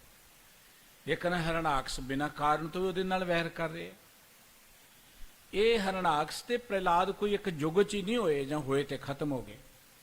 ਇਹ ਬਿਰਤੀ ਹੈ, ਇਹ ਚੱਲਦੀ ਰਹਿੰਦੀ ਹੈ। ਕਿਸੇ ਵੀ ਯੁੱਗ ਦਾ ਇਤਿਹਾਸ ਪੜ੍ਹ ਲਓ, ਕਿਸੇ ਵੀ ਸਮਾਜ ਦਾ ਇਤਿਹਾਸ ਪੜ੍ਹ ਲਓ, ਕਿਸੇ ਵੀ ਦੇਸ਼ ਦਾ ਇਤਿਹਾਸ ਪੜ੍ਹ ਲਓ, ਤੁਹਾਨੂੰ ਉੱਥੇ ਹਰਣਾਕਸ਼ ਵੀ ਮਿਲ ਜਾਣਗੇ, ਪ੍ਰਹਿਲਾਦ ਵੀ ਮਿਲ ਜਾਣਗੇ। ਹੁਣ ਗੁਰੂ ਅਰਜਨ ਦੇਵ ਜੀ ਮਹਾਰਾਜ ਕਿੰਨੇ ਪਰਉਪਕਾਰੀ ਨੇ। ਸਤਿਗੁਰੂ ਗੁਰੂ ਅਰਜਨ ਦੇਵ ਜੀ ਨੇ ਜਿੰਨੇ ਪਰਉਪਕਾਰ ਕੀਤੇ ਨੇ ਉਹ ਬੇਅੰਤ ਨੇ। ਸਾਰੀ ਜ਼ਿੰਦਗੀ ਮਨੁੱਖਤਾ ਦੀ ਸੇਵਾ 'ਚ ਲਗਾ ਦਿੱਤੀ। ਜਿੱਥੇ ਆਪਣੇ ਹੱਥੀਂ ਰੋਗੀਆਂ ਦੀ ਸੇਵਾ ਕੀਤੀ, ਭੁੱਖਿਆਂ ਨੂੰ ਉਹਨਾਂ ਨੇ ਲੰਗਰ ਵਰਤਾਇਆ, ਉੱਥੇ ਸਤਿਗੁਰੂ ਸੱਚੇ ਪਾਤਸ਼ਾਹ ਜੀ ਨੇ ਜੋ ਸਿਰਜਣਾ ਕੀਤੀ ਹੈ, ਸ੍ਰੀ ਹਰਿਮੰਦਰ ਸਾਹਿਬ ਜੀ ਦੀ ਸਿਰਜਣਾ, ਸ੍ਰੀ ਗੁਰੂ ਗ੍ਰੰਥ ਸਾਹਿਬ ਜੀ ਮਹਾਰਾਜ ਦੀ ਸੰਪਾਦਨਾ, ਇਹ ਮਨੁੱਖ ਜਾਤੀ ਲਈ ਬੜੀਆਂ ਅਮੋਲਕ ਦਾਤਾਂ ਨੇ। ਮਨੁੱਖ ਜਾਤੀ ਦੇ ਲਈ ਇਹ ਇੱਕ ਬੜੀ ਅਮੋਲ ਵਿਰਾਸਤ ਹੈ, ਸਤਿਗੁਰੂ ਜੀ ਨੇ ਬਖਸ਼ਿਸ਼ ਕੀਤੀ, ਬਹੁਤ ਅਮੋਲਕ। ਲੇਕਿਨ ਉਹ ਸਤਿਗੁਰੂ ਜੀ ਜਿਹੜੇ ਮਨੁੱਖਤਾ ਦੀ ਸੇਵਾ ਨੂੰ ਹੀ ਸਮਰਪਿਤ ਨੇ, ਉਸ ਸਤਿਗੁਰੂ ਜੀ ਦੇ ਉੱਪਰ ਇੰਨਾ ਤਸੱਦਦ ਢਾਇਆ ਜਾਣਾ ਇਸ ਗੱਲ ਦਾ ਹੀ ਪ੍ਰਤੀਕ ਹੈ ਕਿ ਜਿਹੜੇ ਵਿਕਾਰੀ ਹੰਕਾਰੀ ਲੋਕ ਹੁੰਦੇ ਨੇ ਉਹ ਬਿਨਾਂ ਕਾਰਨ ਹੀ ਨਿਰਵੈਰ ਪੁਰਖਾਂ ਨਾਲ ਵੈਰ ਕਰੀ ਚਲੇ ਜਾਂਦੇ ਨੇ। ਤੇ ਸਤਿਗੁਰੂ ਸਾਹਿਬ ਜੀ ਕਹਿੰਦੇ ਨੇ ਕਿ ਇਦਾਂ ਹੀ ਇਹੋ ਜਿਹੇ ਲੋਕਾਂ ਦੀ ਜ਼ਿੰਦਗੀ ਬਤੀਤ ਹੋ ਜਾਂਦੀ ਹੈ, ਔਗਣ ਕਰਦਿਆਂ, ਵਿਕਾਰ ਕਰਦਿਆਂ। ਪਰ ਉਹ ਨਿਰਵੈਰ ਲੋਕਾਂ ਨਾਲ ਵੈਰ ਤਾਂ ਕਰਦੇ ਨੇ, ਬਿਨਾਂ ਕਾਰਨ ਤੋਂ ਉਹਨਾਂ ਤੇ ਤਸੱਦਦ ਤਾਂ ਕਰਦੇ ਨੇ, ਪਰ ਪਹੁੰਚ ਨਾ ਸਕੇ ਗਵਾਰੇ। ਜੋ ਰੱਬੀ ਪਿਆਰਿਆਂ ਦੀ ਵਡਿਆਈ ਹੁੰਦੀ ਹੈ ਨਾ, ਉਹਨੂੰ ਪਹੁੰਚ ਨਹੀਂ ਸਕਦੇ। ਦੇਖੋ, ਆਪਣੀ ਮਿਹਨਤ ਕਰਕੇ ਕੋਈ ਮਨੁੱਖ ਅੱਗੇ ਵਧੇ, ਆਪਣੇ ਗਿਆਨ ਕਰਕੇ, ਆਪਣੀ ਲਿਆਕਤ ਕਰਕੇ ਕੋਈ ਮਨੁੱਖ ਉੱਚਾ ਉੱਠੇ ਤੇ ਬਹੁਤ ਹੀ ਚੰਗੀ ਗੱਲ ਹੈ। ਮਨੁੱਖਤਾ ਦੇ ਲਈ ਭਾਗਾਂ ਦੀ ਗੱਲ ਹੈ ਕੋਈ ਬੰਦਾ ਇਸ ਤਰੀਕੇ ਨਾਲ ਅੱਗੇ ਵਧੇ।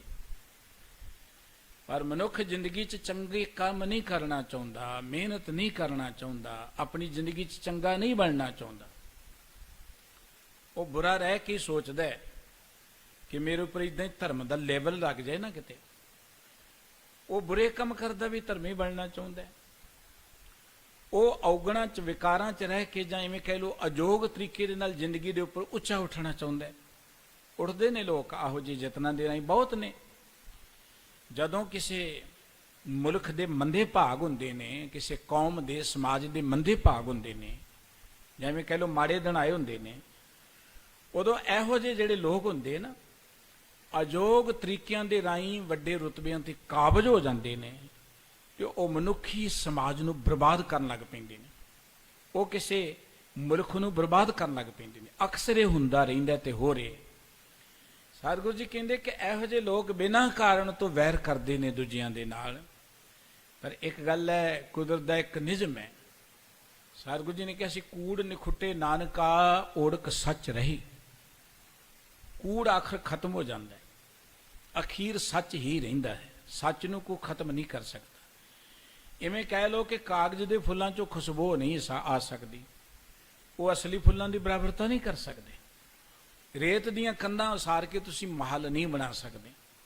ਇਸੇ ਤਰੀਕੇ ਦੇ ਨਾਲ ਕੋਈ ਵਿਕਾਰੀ ਬੰਦਾ, ਕੋਈ ਹੰਕਾਰੀ ਬੰਦਾ, ਕੋਈ ਵਿਸ਼ੇ ਵਿਕਾਰਾਂ 'ਚ ਖਚਤ ਬੰਦਾ ਬਾਹਰੋਂ ਭਾਵੇਂ ਜਿੰਨਾ ਮਰਜ਼ੀ ਸਤਿਪੁਰਖਾਂ ਦਾ ਮੁਕਾਬਲਾ ਕਰਕੇ ਅੱਗੇ ਵਧਣ ਦਾ ਯਤਨ ਕੇ ਲੋਕਾਂ 'ਚ ਆਪਣੀ ਉਹੋ ਜਿਹੀ ਮਾਣ ਪ੍ਰਤਿਸ਼ਠਾ ਬਣਾਉਣ ਦਾ ਯਤਨ ਕਰੇ ਤੇ ਨਿਰਵੈਰ ਲੋਕਾਂ ਦੇ ਨਾਲ ਐਵੇਂ ਵੈਰ ਕਰੀ ਜਾਈਏ। ਸਤਿਗੁਰੂ ਜੀ ਕਹਿੰਦੇ ਪਰ ਪਹੁੰਚ ਨਾ ਸਕਿਆ ਗਵਾਰ ਹੈ। ਇਹੋ ਜਿਹਾ ਗਵਾਰ ਪ੍ਰਾਣੀ ਉਹਨਾਂ ਦੀ ਬਰਾਬਰਤਾ ਨਹੀਂ ਕਰ ਸਕਦਾ। ਜਹਾਂਗੀਰ ਨੇ ਜਾਂ ਹੋਰ ਵੇਲੇ, ਉਸ ਵੇਲੇ ਜਿਹੜੇ ਗੁਰੂ ਘਰ ਦੇ ਦੋਖੀ ਸਨ, ਉਹਨਾਂ ਨੇ ਆਪਣੀ ਤਾਕਤ ਵਰਤ ਕੇ, ਆਪਣਾ ਛਲ ਕਪਟ ਵਰਤ ਕੇ ਧੰਨ ਗੁਰੂ ਅਰਜਨ ਦੇਵ ਜੀ ਮਹਾਰਾਜ ਨੂੰ ਸ਼ਹੀਦ ਕਰਾ ਦਿੱਤਾ। ਠੀਕ ਹੈ, ਸਰੀਰਕ ਤੌਰ ਤੇ ਸਤਿਗੁਰੂ ਸੱਚੇ ਪਾਤਸ਼ਾਹ ਜੀ ਸ਼ਹੀਦ ਹੋ ਗਏ, ਲੇਕਿਨ ਕੀ ਉਹ ਗੁਰੂ ਅਰਜਨ ਦੇਵ ਜੀ ਦੀ ਬਰਾਬਰਤਾ ਕਰ ਸਕੇ? ਗੁਰੂ ਅਰਜਨ ਦੇਵ ਜੀ ਦੀ ਤੇ ਜੈ ਜੈਕਾਰ ਸਦਾ ਹੀ ਹੈ ਤੇ ਰਹਿਣੀ ਹੈ। ਮਨੁੱਖਤਾ ਦੇ ਲਈ ਜੋ ਗੁਰੂ ਅਰਜਨ ਦੇਵ ਜੀ ਕਰ ਗਏ, ਮਨੁੱਖੀ ਸਮਾਜ ਹਮੇਸ਼ਾ ਗੁਰੂ ਅਰਜਨ ਦੇਵ ਜੀ ਦਾ ਰਿਣੀ ਰਹੇਗਾ ਔਰ ਮਨੁੱਖਾਂ ਦੇ ਅੰਦਰ ਹਮੇਸ਼ਾ ਗੁਰੂ ਅਰਜਨ ਦੇਵ ਜੀ ਦੀ ਪਵਿੱਤਰ ਬਾਣੀ ਜਾਂ ਇਹ ਪਰਉਪਕਾਰ ਗੂੰਜਦੇ ਰਹਿਣਗੇ। ਸਾਡੇ ਮਨਾਂ 'ਚ ਕਈ ਵਾਰੀ ਭਰਮ ਆ ਜਾਂਦਾ ਔਰ ਬਹੁਤ ਸਾਰੇ ਲੋਕ ਨੇ ਉਹ ਇਹੋ ਜਿਹੀਆਂ ਗੱਲਾਂ ਤਕਰੀਬਨ ਕਰਦੇ ਰਹਿਣਗੇ, ਹੁਣ ਧਰਮ ਦੀ ਲੋੜ ਕੋਈ ਨਹੀਂ ਹੈ, ਮਨੁੱਖ ਬੜੀ ਤਰੱਕੀ ਕਰ ਗਿਆ ਹੈ, ਹੁਣ ਤੇ ਗੁਰਬਾਣੀ ਦੀ ਲੋੜ ਕੋਈ ਨਹੀਂ ਹੈ, ਹੁਣ ਤੇ ਜੀ ਸਮਾਂ ਹੀ ਬਦਲ ਗਿਆ। ਦਰਅਸਲ ਇਹੋ ਜਿਹੇ ਮੂਰਖਾਂ ਨੂੰ ਪਤਾ ਹੀ ਕੁਝ ਨਹੀਂ। ਜਿੰਨਾ ਵਧੇਰੇ ਹਨੇਰਾ ਵਧੇਗਾ, ਸੂਰਜ ਦੀ ਉਨੀ ਅਹਿਮੀਅਤ ਵਧੇਗੀ। ਜਿੰਨਾ ਮਨੁੱਖ ਕਹਿੰਦਾ ਨਾ ਕਿ ਮੈਂ ਤਰੱਕੀ ਕਰ ਰਿਹਾ, ਦਰਅਸਲ ਇਹ ਤਰੱਕੀ ਨਹੀਂ। ਇਹਨੂੰ ਤਰੱਕੀ ਥੋੜ੍ਹਾ ਕਿਹਾ ਜਾਂਦਾ ਕਿ ਸੜਕਾਂ ਬਣਾ ਲਈਆਂ ਤਰੱਕੀ ਹੋ ਗਈ, ਬਿਲਡਿੰਗਾਂ ਬਣਾ ਲਈਆਂ ਤਰੱਕੀ ਹੋ ਗਈ, ਤੇਜ਼ ਤਰਾਰ ਹਵਾਈ ਜਹਾਜ਼ ਬਣਾ ਲਏ, ਇਹ ਕੋਈ ਤਰੱਕੀ ਨਹੀਂ ਹੈ। ਇਹੋ ਜਿਹੀ ਤਰੱਕੀ ਮਨੁੱਖੀ ਸਮਾਜ ਪਹਿਲਾਂ ਵੀ ਕਈ ਵਾਰੀ ਆਈ ਹੈ। ਰਾਵਣ ਬੜਾ ਤਗੜਾ ਵਿਗਿਆਨਕ ਸੀ। ਰਾਵਣ ਆਪਣੇ ਵੇਲੇ ਬਹੁਤ ਸਿਆਣਾ ਸੀ ਬੰਦਾ, ਕੋਈ ਮਾਮੂਲੀ ਬੰਦਾ ਨਹੀਂ ਸੀ। ਉਹਨੇ ਚੰਦ ਸੂਰਜ ਜਾਕੀ ਤਪਤਰ ਸੋਈ, ਬੈਸੰਤਰ ਜਾ ਕੇ ਕੱਪੜੇ ਧੋਈ। ਆ ਸੋਲਰ ਪਾਵਰ ਤੇ ਉਦੋਂ ਵਰਤਦਾ ਸੀ, ਹੁਣ ਬਣਾ ਕੇ ਕਹਿੰਦੇ ਜੀ ਬੜੀ ਤਰੱਕੀ ਕਰ ਲਈ। ਚੰਦਰਮਾ ਨਾਲ, ਸੂਰਜ ਨਾਲ ਚੱਲਣ ਵਾਲੀਆਂ ਮਸ਼ੀਨਾਂ ਉਹਨੇ ਉਦੋਂ ਬਣਾ ਲਈਆਂ ਸੀ। ਇਹ ਨਹੀਂ ਕਿ ਚੰਦਰਮਾ ਆ ਕੇ ਉਹਦੇ ਕੋਲ ਕੱਪੜੇ ਧੋਂਦਾ ਸੀ ਜਾਂ ਸੂਰਜ ਆ ਕੇ ਉਹਦੇ ਕੋਲ ਅੱਗ ਬਾਲਦਾ ਸੀ। ਉਹਨੇ ਸੋਲਰ ਸਿਸਟਮ ਉਦੋਂ ਬਣਾਇਆ ਹੋਇਆ ਸੀ। ਹੁਣ ਅੱਜ ਦੇ ਹਵਾਈ ਜਹਾਜ਼ ਤੇ ਉਤਰਦੇ ਨੇ ਨੇੜੇ ਤੇੜੇ, ਕਿੰਨਾ ਲੋਕਾਂ ਨੂੰ ਪਤਾ ਲੱਗਦਾ, ਉੱਤੋਂ ਦੀ ਲੰਘ ਜੇ ਪਤਾ ਲੱਗਦਾ। ਹੁਣ ਉਦੋਂ ਦੇ ਉੱਡਣ ਖਟੋਲੇ ਆਇਆ ਹੈ, ਪਤਾ ਹੀ ਕਿਸੇ ਨੂੰ ਨਹੀਂ ਲੱਗਾ। ਸੀਤਾ ਨੂੰ ਚੁੱਕ ਕੇ ਲੈ ਗਿਆ ਆਪਣੇ ਆਪਣੇ ਉਹ ਵਿਮਾਨ ਦੇ ਵਿੱਚ, ਵਿਮਾਨ ਕਹਿੰਦੇ ਨੇ। ਇਹਦਾ ਮਤਲਬ ਕਿ ਇਹ ਜਿਹੜੀ ਤਰੱਕੀ ਨੂੰ ਹੁਣ ਅਸੀਂ ਤਰੱਕੀ ਕਹਿ ਰਹੇ ਹਾਂ ਨਾ, ਇਹ ਬਹੁਤ ਵਾਰੀ ਹੋਈ ਹੈ ਤੇ ਬਹੁਤ ਵਾਰੀ ਮਨੁੱਖ ਤਬਾਹ ਵੀ ਹੋਇਆ। ਰੇਤ ਦੀਆਂ ਕੰਧਾਂ ਖੜੀਆਂ ਕਰਕੇ ਉੱਤੇ ਖਲੋ ਕੇ ਡਿੱਗਣਾ ਹੀ ਹੈ। ਇਹ ਰੇਤ ਦੀਆਂ ਕੰਧਾਂ ਨੇ ਜਿਹੜੀਆਂ ਮਨੁੱਖਾਂ। ਦੇਖੋ, ਮਨੁੱਖੀ ਸਹੂਲਤਾਂ ਦੇ ਲਈ ਚੀਜ਼ਾਂ ਹੋਣੀਆਂ ਚਾਹੀਦੀਆਂ ਨੇ, ਚੰਗੀ ਗੱਲ ਹੈ, ਇਹ ਅਕਾਰਥ ਨਹੀਂ ਹੈ। ਪਰ ਮਨੁੱਖ ਇਹਨਾਂ ਨੂੰ ਤਰੱਕੀ ਸਮਝ ਬੈਠਾ, ਇਹ ਤਰੱਕੀ ਨਹੀਂ ਹੈ। ਤਰੱਕੀ ਦੇਖਣੀ ਤੇ ਦੇਖ ਲਓ ਆਪਣੇ ਮੁਲਕ ਦੇ ਅੰਦਰ ਕਿੰਨੀ ਕੁ ਤਰੱਕੀ ਅਸੀਂ ਕੀਤੀ ਹੈ। ਆਪਣੇ ਮੁਲਕ 'ਚ ਤਰੱਕੀ ਇੰਨੀ ਹੈ ਕਿ ਮਹਾਮਾਰੀ ਪਸਰੀ ਹੋਈ ਹੈ, ਮਹਾਮਾਰੀ ਪਸਰੀ ਹੋਈ ਹੈ, ਮੌਤ ਮੰਡਰਾ ਰਹੀ ਹੈ, ਹਰ ਮਨੁੱਖ ਸਹਿਮੇ ਹੋਏ। ਲੇਕਿਨ ਉਹ ਮਾਇਆ ਦੇ ਵਪਾਰੀ ਇਸ ਮਹਾਮਾਰੀ ਚੋਂ ਬਿਜ਼ਨਸ ਕੱਢ ਰਹੇ ਨੇ। ਉਹ ਇਹਦੇ ਚੋਂ ਆਪਣੀ ਕੁਰਸੀ ਲੱਭ ਰਹੇ ਨੇ, ਕੁਰਸੀ ਲੱਭ ਰਹੇ ਕਿ ਸਾਡੀ ਹੁਣ ਕੁਰਸੀ ਕਿਵੇਂ ਕਾਇਮ ਹੋ ਜੇ।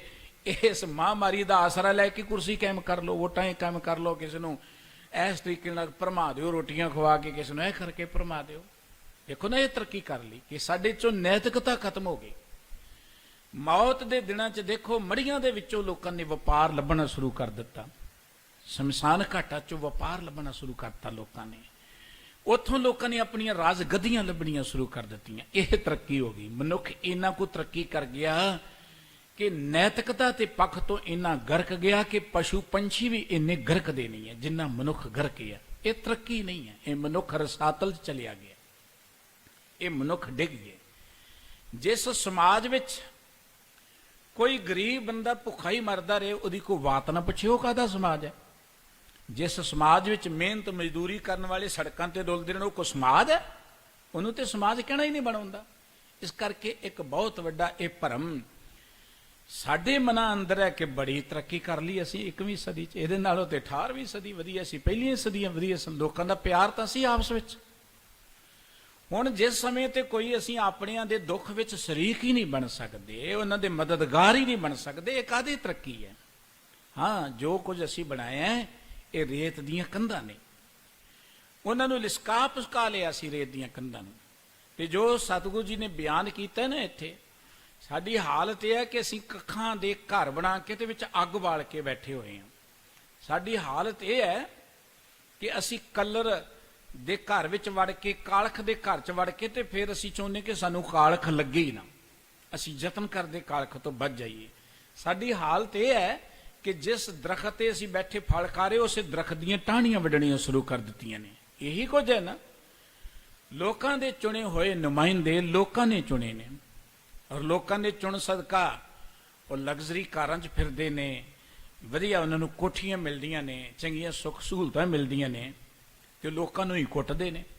जिन्हां लोकां ने चुनिया, जिन्हां लोकां सदका उन्हां नूं सुख सहूलतां मिलदियां ने, उन्हां लोकां ते वो जुल्म करदे ने, उन्हां लोकां दे नाल झूठ बोलदे ने, उन्हां लोकां दे नाल हेराफेरी करदे ने। इन्हों ते कहंदे ने कि जिस डाल ते बैठ के खा रहा है उन्हों ही वो वड्ढी जा रहा है।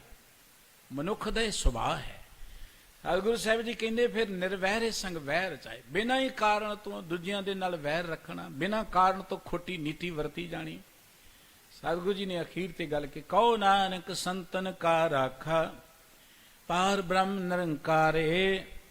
दो सुभाव वर्णन कीते। मुख सुभाव एक उस मनुख दा जिहड़ा केवल अवगुणां दे नाल जुड़िया है, बुराइयां नाल जुड़िया है, विकारां नाल जुड़िया होया है, ते दिन रात इदां ही बतीत कर दिंदा है। दिन रात झूठ बोलदे आ, हेरा फेरी करदे आ, बेईमानी करदे आ, ठगी ठोरी करदे आ, अवगुण करदे आ, बतीत हो जाती, दिन रात इदां बतीत हो जाती है। और ये कुछ करदे आ वो अपनी जिंदगी नूं आप बर्बाद करदा है। पर सतगुरु साहिब जी कहंदे एक गल चेते रखियो, कहो नानक संतन का राखा। संतन दा अर्थ जिहड़े सच दे मार्ग ते चलण वाले लोग ने, सच दे जिहड़े पांधी ने, उन्हां दा राखा परमात्मा है। इवें कह लो कि गरीबां दा राखा परमात्मा है, रब दे प्यारियां दा राखा परमात्मा है। ते ओ परमात्मा जिहड़ा है ना, कहो नानक संतन का राखा पार ब्रह्म निरंकार है। वो पार ब्रह्म जिहदा कोई पारावार नहीं है, निरंकारे जिहदा कोई आकार नहीं है, वो परमात्मा अपने जीवन का आप राखा है। धरती के उपर समय समय ते इहो जिहे बड़ियां हुकूमत आईयां, बड़े इहो जिहे लोग आए जिन्हां ने अपने संसारी यत्नां दे राहीं लोकां दे उपर बड़े जोर जुल्म कीते। गुरु कलगीधर पातशाह जी दे असीं बचन पढ़दे हां कि जीत फिरे सब देश दिसान को बाज टोल मृदंग नवारे, गुणित गूढ़ जानिक सुंदर हिंसती है राज हजारे। पूत भविख भान के पूत कौन गने नहीं जात विचारे। पूत भविख दे इहो जे किन्ने कु राजे आए ने जिन्हां दी गिणती कोई नहीं, इहो जे हुक्मरान आए ने, इहो जे लोक आए ने जोर जुबन करन वाले, विकारां अवगुणां नूं करन वाले, जिन्हां दी गिणती कोई नहीं। पर सतगुरु जी कहंदे एते पै तो कहां के पए पूत अंत को नांगे ही पाई पधारे। अखीर वेले इस धरती तो खाली हथ जांदे ने, नंगे पैर जांदे ने, उन्हां दी जिंदगी बिरथा चली जाती है। परमात्मा ने सानू ये त्रुठ के मनुखा जिंदगी दिती है, इस करके कि असी इस जिंदगी दे अंदर जिथे आप उस परम आनंद नूं माण सकीए, उत्थे इस समाज नूं सवार सकीए, इस धरती नूं कुछ आपां सवार सकीए, धरती दे उपर को उसारी कर सकीए, उसारी तरक्की कर सकीए। तरक्की का अर्थ केवल बाहरी तौर पर बिल्डिंगां बनाउणा जां होर कारोबार करना नहीं है, ये भी एक हिस्सा है तरक्की का। पर तरक्की का अर्थ है वो हर काम जिहदे राहीं असीं शरीरक तौर पर, जिहदे राहीं असीं मानसिक तौर पर, जिहदे राहीं असीं समाजिक तौर पर उच्चे उठीए। समाजिक तौर पर, मानसिक तौर पर और शरीरक तौर पर असीं तगड़े होइए, उहनूं तरक्की किया जाता है। आर्थिक तौर पर तगड़े होइए, जे आर्थिक तौर पर असीं तगड़े हो गए तो मानसिक तौर पर असीं नरक चले गए, वो तरक्की नहीं है। सतगुरु जी ने ਇਹੋ ਜਿਹੇ ਮਨੁੱਖ ਦੀ ਗੱਲ ਕੀਤੀ ਕਿ ਬਾਹਰੋਂ ਬੜਾ ਐਸੋ ਇਸਰਤ ਬਣਾ ਲੇ ਕੋ ਬੰਦਾ, ਬੜੇ ਸਾਧਨ ਜੁਟਾ ਲੈਂਦੇ ਨੇ ਲੋਕ, ਬੜੇ ਨੇ ਜਿਨ੍ਹਾਂ ਕੋਲ ਹੈਗੇ ਨੇ। ਪਰ ਸਤਿਗੁਰੂ ਸਾਹਿਬ ਜੀ ਕਹਿੰਦੇ ਉਹਨਾਂ ਦੀ ਜ਼ਿੰਦਗੀ ਕਿਹੋ ਜਿਹੀ ਹੁੰਦੀ ਹੈ। ਗੁਰੂ ਅਰਜਨ ਦੇਵ ਜੀ ਮਹਾਰਾਜ ਦੇ ਜੈਸਰੀ ਰਾਗ ਦੀ ਵਾਰ ਚ ਬਚਨ ਕਿ ਬਸੰਤ ਸਵਰਗ ਲੋਕੈ ਜਿਤ ਤੇ ਪ੍ਰਿਥਵੀ ਨਵ ਖੰਡਣੈ ਬਿਸਰੰਤ ਹਾਰ ਗੋਪਾਲੈ ਨਾਨਕ ਤੇ ਪ੍ਰਾਣੀ ਉਦਿਆਨ ਪਰਮਣੈ ਕੌਤਕ ਕੋੜ ਤਮਾਸ਼ਿਆਂ ਚੇਤਨਾ ਆਵਸ ਨਾਓ ਨਾਨਕ ਕੋੜੀ ਨਰਕ ਬਰਾਬਰੇ ਉਜੜ ਸੋਈ ਥਾਂ। ਕਰੋੜਾਂ ਰੰਗ ਤਮਾਸ਼ੇ ਹੋਣ, ਸਾਰੀ ਧਰਤੀ ਦਾ ਕੋਈ ਜੇਤੂ ਹੋਵੇ, ਮਨੋਰੰਜਨ ਦੇ ਬੜੇ ਉਹਦੇ ਕੋਲ ਸਾਧਨ ਹੋਣ, ਪਰ ਸਭ ਕੁਝ ਹੁੰਦਿਆਂ ਹੋਇਆਂ ਉਹ ਐਵੇਂ ਜ਼ਿੰਦਗੀ ਬਤੀਤ ਕਰਦਾ ਕੋੜੀ ਨਰਕ ਬਰਾਬਰੇ ਉਜੜ ਸੋਈ ਥਾਂ। ਐ ਘੋਰ ਨਰਕਾਂ ਵਿੱਚ ਜਿਵੇਂ ਕੋਈ ਬੰਦਾ ਰਹਿੰਦਾ ਇਦਾਂ ਦੀ ਉਹਦੀ ਜ਼ਿੰਦਗੀ ਬਣ ਜਾਂਦੀ, ਉਜਾੜ ਵਿੱਚ ਜਿਵੇਂ ਕੋਈ ਬੰਦਾ ਰਹਿੰਦਾ ਇਦਾਂ ਦੀ ਉਹਦੀ ਜ਼ਿੰਦਗੀ ਬਣ ਜਾਂਦੀ। ਸਤਿਗੁਰੂ ਜੀ ਨੇ ਸਾਨੂੰ ਇਸ ਮੁੱਖ ਵਾਕ ਦੇ ਰਾਹੀਂ ਜਿੱਥੇ ਇੱਕ ਔਗਣਾਂ ਨਾਲ ਜੁੜੇ ਹੋਏ ਮਨੁੱਖ ਦੀ ਜ਼ਿੰਦਗੀ ਜਿਵੇਂ ਬਤੀਤ ਰਹੀ ਹੈ ਉਹ ਦ੍ਰਿਸ਼ ਚੇਤੇ ਕਰਾਇਆ ਹੈ।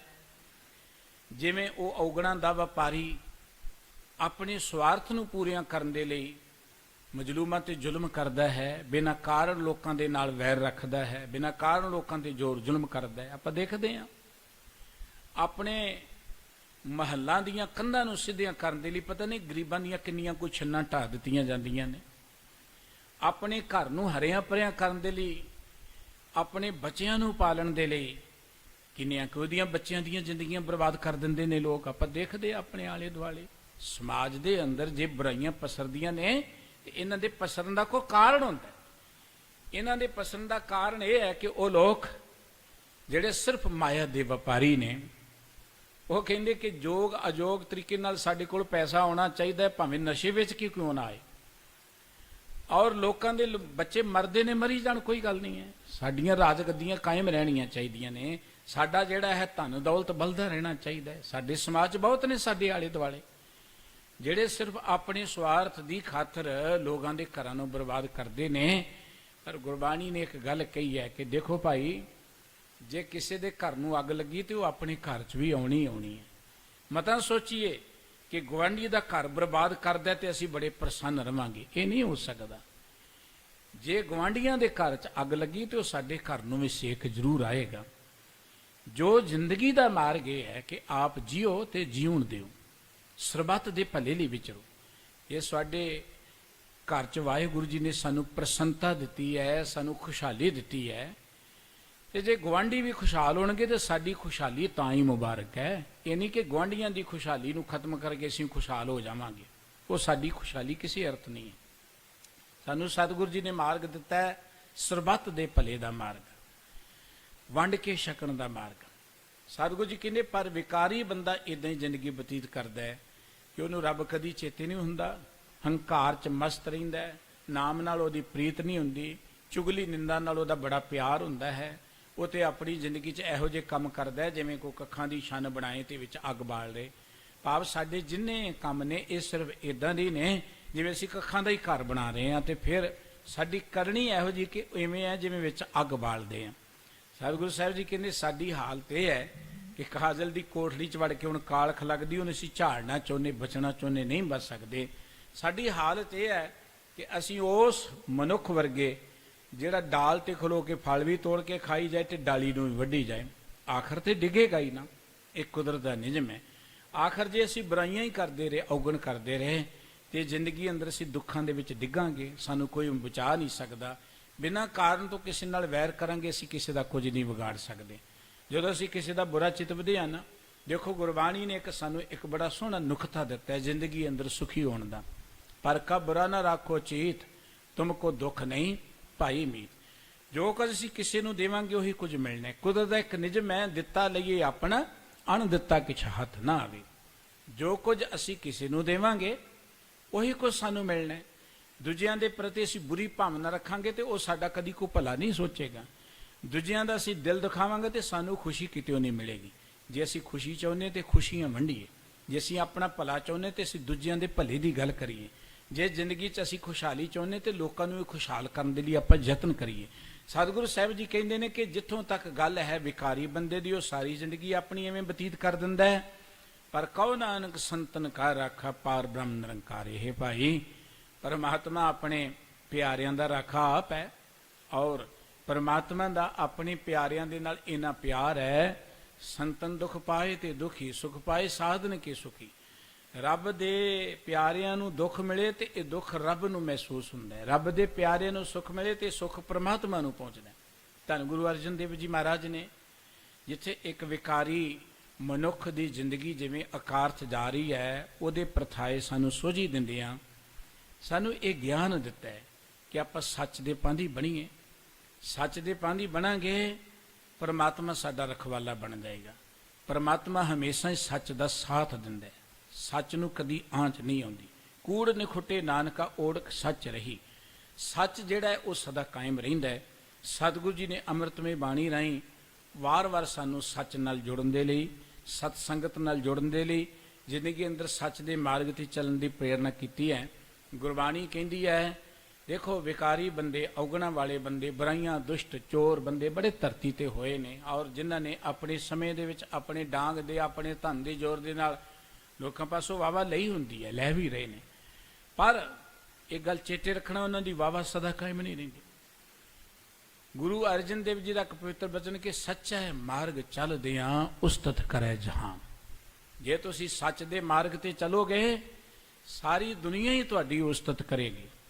ਆਖਰ ਸੱਚ ਜਿਹੜਾ ਉਹ ਲੁਕਿਆ ਰਹਿ ਹੀ ਨਹੀਂ ਸਕਦਾ, ਜਿੰਨਾ ਮਰਜ਼ੀ ਕੋ ਲੁਕਾਉਣ ਦਾ ਯਤਨ ਕਰੇ, ਸੱਚ ਪ੍ਰਗਟ ਹੋ ਹੀ ਜਾਂਦਾ। ਅੱਜ ਵੀ ਆਪਾਂ ਦੇਖਦੇ ਜਿਹੜੇ ਸੱਚ ਦੇ ਮਾਰਗ ਤੇ ਸਰਬੱਤ ਦੇ ਭਲੇ ਲਈ ਵਿਚਰਦੇ ਨੇ, ਭਾਵੇਂ ਉਹਨਾਂ ਦੇ ਲੋਕ ਬਹੁਤ ਵਿਰੋਧਤਾ ਕਰਦੇ ਨੇ, ਲੇਕਿਨ ਸੱਚ ਜਿਹੜਾ ਹੈ ਨਾ ਉਹ ਹਮੇਸ਼ਾ ਚਮਕਦਾ ਰਹਿੰਦਾ ਹੈ। ਉਹਦੀ ਚਮਕ ਕਦੀ ਮੈਲੀ ਨਹੀਂ ਹੁੰਦੀ। ਤੇ ਕੂੜ ਜਿਹੜਾ ਉਹ ਕਦੀ ਚਮਕ ਨਹੀਂ ਸਕਦਾ, ਝੂਠ ਜਿਹੜਾ ਉਹ ਕਦੀ ਚਮਕ ਨਹੀਂ ਸਕਦਾ। ਸਤਿਗੁਰੂ ਸੱਚੇ ਪਾਤਸ਼ਾਹ ਜੀ ਨੇ ਸਾਨੂੰ ਵਾਹਿਗੁਰੂ ਜੀ ਦਾ ਸੁਭਾਅ ਦੱਸਦਿਆਂ ਕਿ ਵਾਹਿਗੁਰੂ ਹਮੇਸ਼ਾ ਹੀ ਸੱਚ ਦਾ ਸਾਥ ਦਿੰਦਾ ਹੈ, ਵਾਹਿਗੁਰੂ ਹਮੇਸ਼ਾ ਹੀ ਸੱਚੇ ਲੋਕਾਂ ਦਾ ਸਾਥੀ ਬਣਦਾ ਹੈ, ਉਹਨਾਂ ਦਾ ਰਖਵਾਲਾ ਬਣਦਾ ਹੈ। ਇਤਿਹਾਸ 'ਚੋਂ ਵੀ ਸਤਿਗੁਰੂ ਜੀ ਨੇ ਗਵਾਹੀਆਂ ਦਿੱਤੀਆਂ ਨੇ, ਹਰਨਾਕਸ ਦੁਸ਼ਟ ਹਰ ਮਾਰਿਆ, ਪ੍ਰਹਿਲਾਦ ਤਰਾਇਆ, ਅਹੰਕਾਰੀਆਂ ਨਿੰਦਕਾਂ ਪਿੱਠ ਦੇ, ਨਾਮ ਦਿਓ ਮੁਖ ਲਾਇਆ। ਬਾਬਾ ਨਾਮਦੇਵ ਸਾਹਿਬ ਜੀ ਭਾਵੇਂ ਬਾਹਰੀ ਤੌਰ ਤੇ ਉਹਨਾਂ ਕੋ ਉਹ ਰਾਜਨੀਤਿਕ ਤਾਕਤ ਨਹੀਂ ਹੈ, ਸਰੀਰਕ ਤਾਕਤ ਨਹੀਂ ਹੈ, ਜ਼ੋਰ ਨਹੀਂ ਹੈ, ਪਰ ਪ੍ਰਮਾਤਮਾ ਨੇ ਵਡਿਆਈ ਉਹਨਾਂ ਦੀ ਬਣਾਈ ਹੈ, ਹੰਕਾਰੀਆਂ ਨੂੰ ਪਛਾੜ ਦਿੱਤਾ। ਪ੍ਰਹਿਲਾਦ ਨਿਮਾਣਾ ਜਿਹਾ ਹੈ, ਵਡਿਆਈ ਪ੍ਰਹਿਲਾਦ ਦੀ ਬਣਦੀ ਹੈ। ਅੱਜ ਪ੍ਰਹਿਲਾਦ ਨੂੰ ਚੇਤੇ ਕਰਦੀ ਹੈ। ਇਸ ਕਰਕੇ ਸੱਚ ਹਮੇਸ਼ਾ ਜਿਉਂਦਾ ਰਹਿੰਦਾ ਹੈ। ਸਤਿਗੁਰੂ ਜੀ ਕਹਿੰਦੇ ਵਿਕਾਰੀ ਬੰਦਾ ਆਪਣੀ ਜ਼ਿੰਦਗੀ ਵਿਕਾਰਾਂ 'ਚ ਹੀ ਅਕਾਰਥ ਗਵਾ ਦਿੰਦਾ ਹੈ। ਉਹ ਰੱਬ ਦੀਆਂ ਨਜ਼ਰਾਂ ਤੋਂ ਡਿੱਗ ਕੇ ਜਾਏ ਰਸਾਤਲ, ਰਸਾਤਲ ਦਾ ਅਰਥ ਹੁੰਦਾ ਘੋਰ ਨਰਕਾਂ ਵਿੱਚ ਚਲਿਆ ਜਾਂਦਾ ਹੈ। ਔਰ ਛਿਟੀ ਛਿਟੀ ਸਿਰ ਭਾਰੇ, ਛਿਟੀ ਛਿਟੀ ਦਾ ਅਰਥ ਹੈ ਕਿ ਹੱਡੀਆਂ ਪਸਲੀਆਂ ਉਹਦੀਆਂ ਇੱਧਰ ਉੱਧਰ ਖਿਲਰ ਜਾਂਦੀਆਂ, ਭਾਵ ਉਹ ਦੁੱਖਾਂ 'ਚ ਆਪਣੀ ਜ਼ਿੰਦਗੀ ਬਰਬਾਦ ਕਰ ਜਾਂਦਾ ਹੈ, ਕਿਉਂਕਿ ਆਪ ਹੀ ਉਹਨੇ ਆਪਣੇ ਪੈਰਾਂ ਤੇ ਕੁਹਾੜਾ ਮਾਰਿਆ। ਪਰਮਾਤਮਾ ਕਿਸੇ ਨੂੰ ਦੁੱਖ ਨਹੀਂ ਦਿੰਦਾ, ਪਰਮਾਤਮਾ ਕਿਸੇ ਨੂੰ ਦੁੱਖ ਦੇਣਾ ਨਹੀਂ ਚਾਹੁੰਦਾ, ਪਰਮਾਤਮਾ ਕਿਸੇ ਨੂੰ ਨਹੀਂ ਚਾਹੁੰਦਾ ਕਿ ਦੁੱਖ ਮਿਲੇ। ਪਰ ਪਰਮਾਤਮਾ ਨੇ ਟੁੱਟ ਕੇ ਸਾਨੂੰ ਇਹ ਜ਼ਿੰਦਗੀ ਦਿੱਤੀ ਹੈ। ਇੰਨੀ ਮਹਾਨ ਜ਼ਿੰਦਗੀ ਪ੍ਰਾਪਤ ਕਰਕੇ ਅਸੀਂ ਸੁੱਖਾਂ ਦਾ ਸਾਧਨ ਹੀ ਕੋਈ ਨਹੀਂ ਕੀਤਾ, ਸੁੱਖਾਂ ਦੇ ਲਈ ਘਾਲਣਾ ਹੀ ਕੋਈ ਨਹੀਂ ਕੀਤੀ। ਇੰਨੀ ਮਹਾਨ ਜ਼ਿੰਦਗੀ ਪ੍ਰਾਪਤ ਕਰਕੇ ਜਿਵੇਂ ਕੋਈ ਦਰਖਤ ਤੇ ਚੜ੍ਹ ਕੇ ਫਲ ਖਾਏ ਤੇ ਉਸੇ ਦਰਖਤ ਨੂੰ ਵੱਢੀ ਜਾਏ, ਅਸੀਂ ਆਪਣੀ ਜ਼ਿੰਦਗੀ ਨੂੰ ਆਪ ਹੀ ਬਰਬਾਦ ਕਰ ਰਹੇ ਹਾਂ। ਸਤਿਗੁਰੂ ਜੀ ਮਿਹਰ ਕਰਨ, ਸਾਨੂੰ ਆਪਣੇ ਦਰ ਤੋਂ ਇਹ ਚਾਨਣ ਪ੍ਰਦਾਨ ਕਰਨ, ਰੋਸ਼ਨੀ ਪ੍ਰਦਾਨ ਕਰਨ ਕਿ ਅਸੀਂ ਆਪਣੀ ਇਸ ਜ਼ਿੰਦਗੀ ਦੀ ਵਡਿਆਈ ਨੂੰ, ਅਮੋਲਕਤਾ ਨੂੰ ਸਮਝਦਿਆਂ ਹੋਇਆਂ ਉਹ ਕਰਮ ਕਰੀਏ ਜਿਹਦੇ ਨਾਲ ਰੱਬ ਦੀ ਰਹਿਮਤ ਮਿਲੇ। ਰੱਬ ਦੀ ਰਹਿਮਤ ਨੂੰ ਪ੍ਰਾਪਤ ਕਰਨ ਦਾ ਇੱਕੋ ਇੱਕ ਤਰੀਕਾ ਹੈ, ਜਿੱਥੇ ਅਸੀਂ ਆਪ ਕਿਰਤ ਕਰਨੀ ਹੈ ਜ਼ਿੰਦਗੀ ਦੇ ਅੰਦਰ, ਜਿੱਥੇ ਵਾਹਿਗੁਰੂ ਜੀ ਦੇ ਨਾਮ ਵਿੱਚ ਜੁੜ ਕੇ ਅਸੀਂ ਆਪ ਸदैव ਹਰੇ ਰਹਿਣਾ ਹੈ, ਉੱਥੇ ਸਭ ਤੋਂ ਵੱਡਾ ਰੱਬ ਦੀ ਰਹਿਮਤ ਨੂੰ ਪ੍ਰਾਪਤ ਕਰਨ ਦਾ ਤਰੀਕਾ ਹੈ ਵਿੱਚ ਦੁਨੀਆ ਸੇਵ ਕਮਾਈਏ ਤਾਂ ਦਰਗਹਿ ਬੈਸਣ ਪਾਈਏ, ਕਹੋ ਨਾਨਕ ਬਾਹਾਂ ਲੁੜਾਈਏ। ਸਮਾਜ ਵਿੱਚ ਰਹਿੰਦਿਆਂ ਮਨੁੱਖਤਾ ਦੀ ਸੇਵਾ ਕਰੀਏ, ਦੂਜਿਆਂ ਦਾ ਭਲਾ ਕਰੀਏ। ਜਿੰਨਾ ਅਸੀਂ ਭਲਾ ਕਰਾਂਗੇ, ਜਦੋਂ ਵੀ ਕਰਾਂਗੇ ਨਾ, ਉਦੋਂ ਹੀ ਸਾਨੂੰ ਜ਼ਿੰਦਗੀ 'ਚ ਆਨੰਦ ਮਿਲਣਾ ਸ਼ੁਰੂ ਹੋ ਜਾਏਗਾ। ਇੰਨੀਆਂ ਬੇਨਤੀਆਂ ਪ੍ਰਵਾਨ ਕਰਨੀਆਂ ਜੀ। ਕੁਲ ਚੁੱਕਦੀ ਖਿਮਾ ਸਤਿਗੁਰੂ ਸਮੂਹ ਸੰਗਤਾਂ ਨੂੰ ਆਪਣੇ ਦਰੋਂ ਕਰੋ ਨਾਮਦਾਨ, ਇਸ ਆਨੰਦ ਦੀ ਦਾਤ ਬਖਸ਼ਿਸ਼ ਕਰਨ ਜੀਓ। ਘਰਾਂ ਵਿੱਚ ਸੁਖ ਸ਼ਾਂਤੀ ਤੇ ਚੜ੍ਹਦੀ ਕਲਾ ਦੀ ਦਾਤ ਬਖਸ਼ਣ। ਪਿਆਰ ਸਤ ਸਾਰੇ ਹੀ ਬੁਲਾਓ। ਵਾਹਿਗੁਰੂ ਜੀ ਕਾ ਖਾਲਸਾ, ਵਾਹਿਗੁਰੂ ਜੀ ਕੀ ਫਤਿਹ।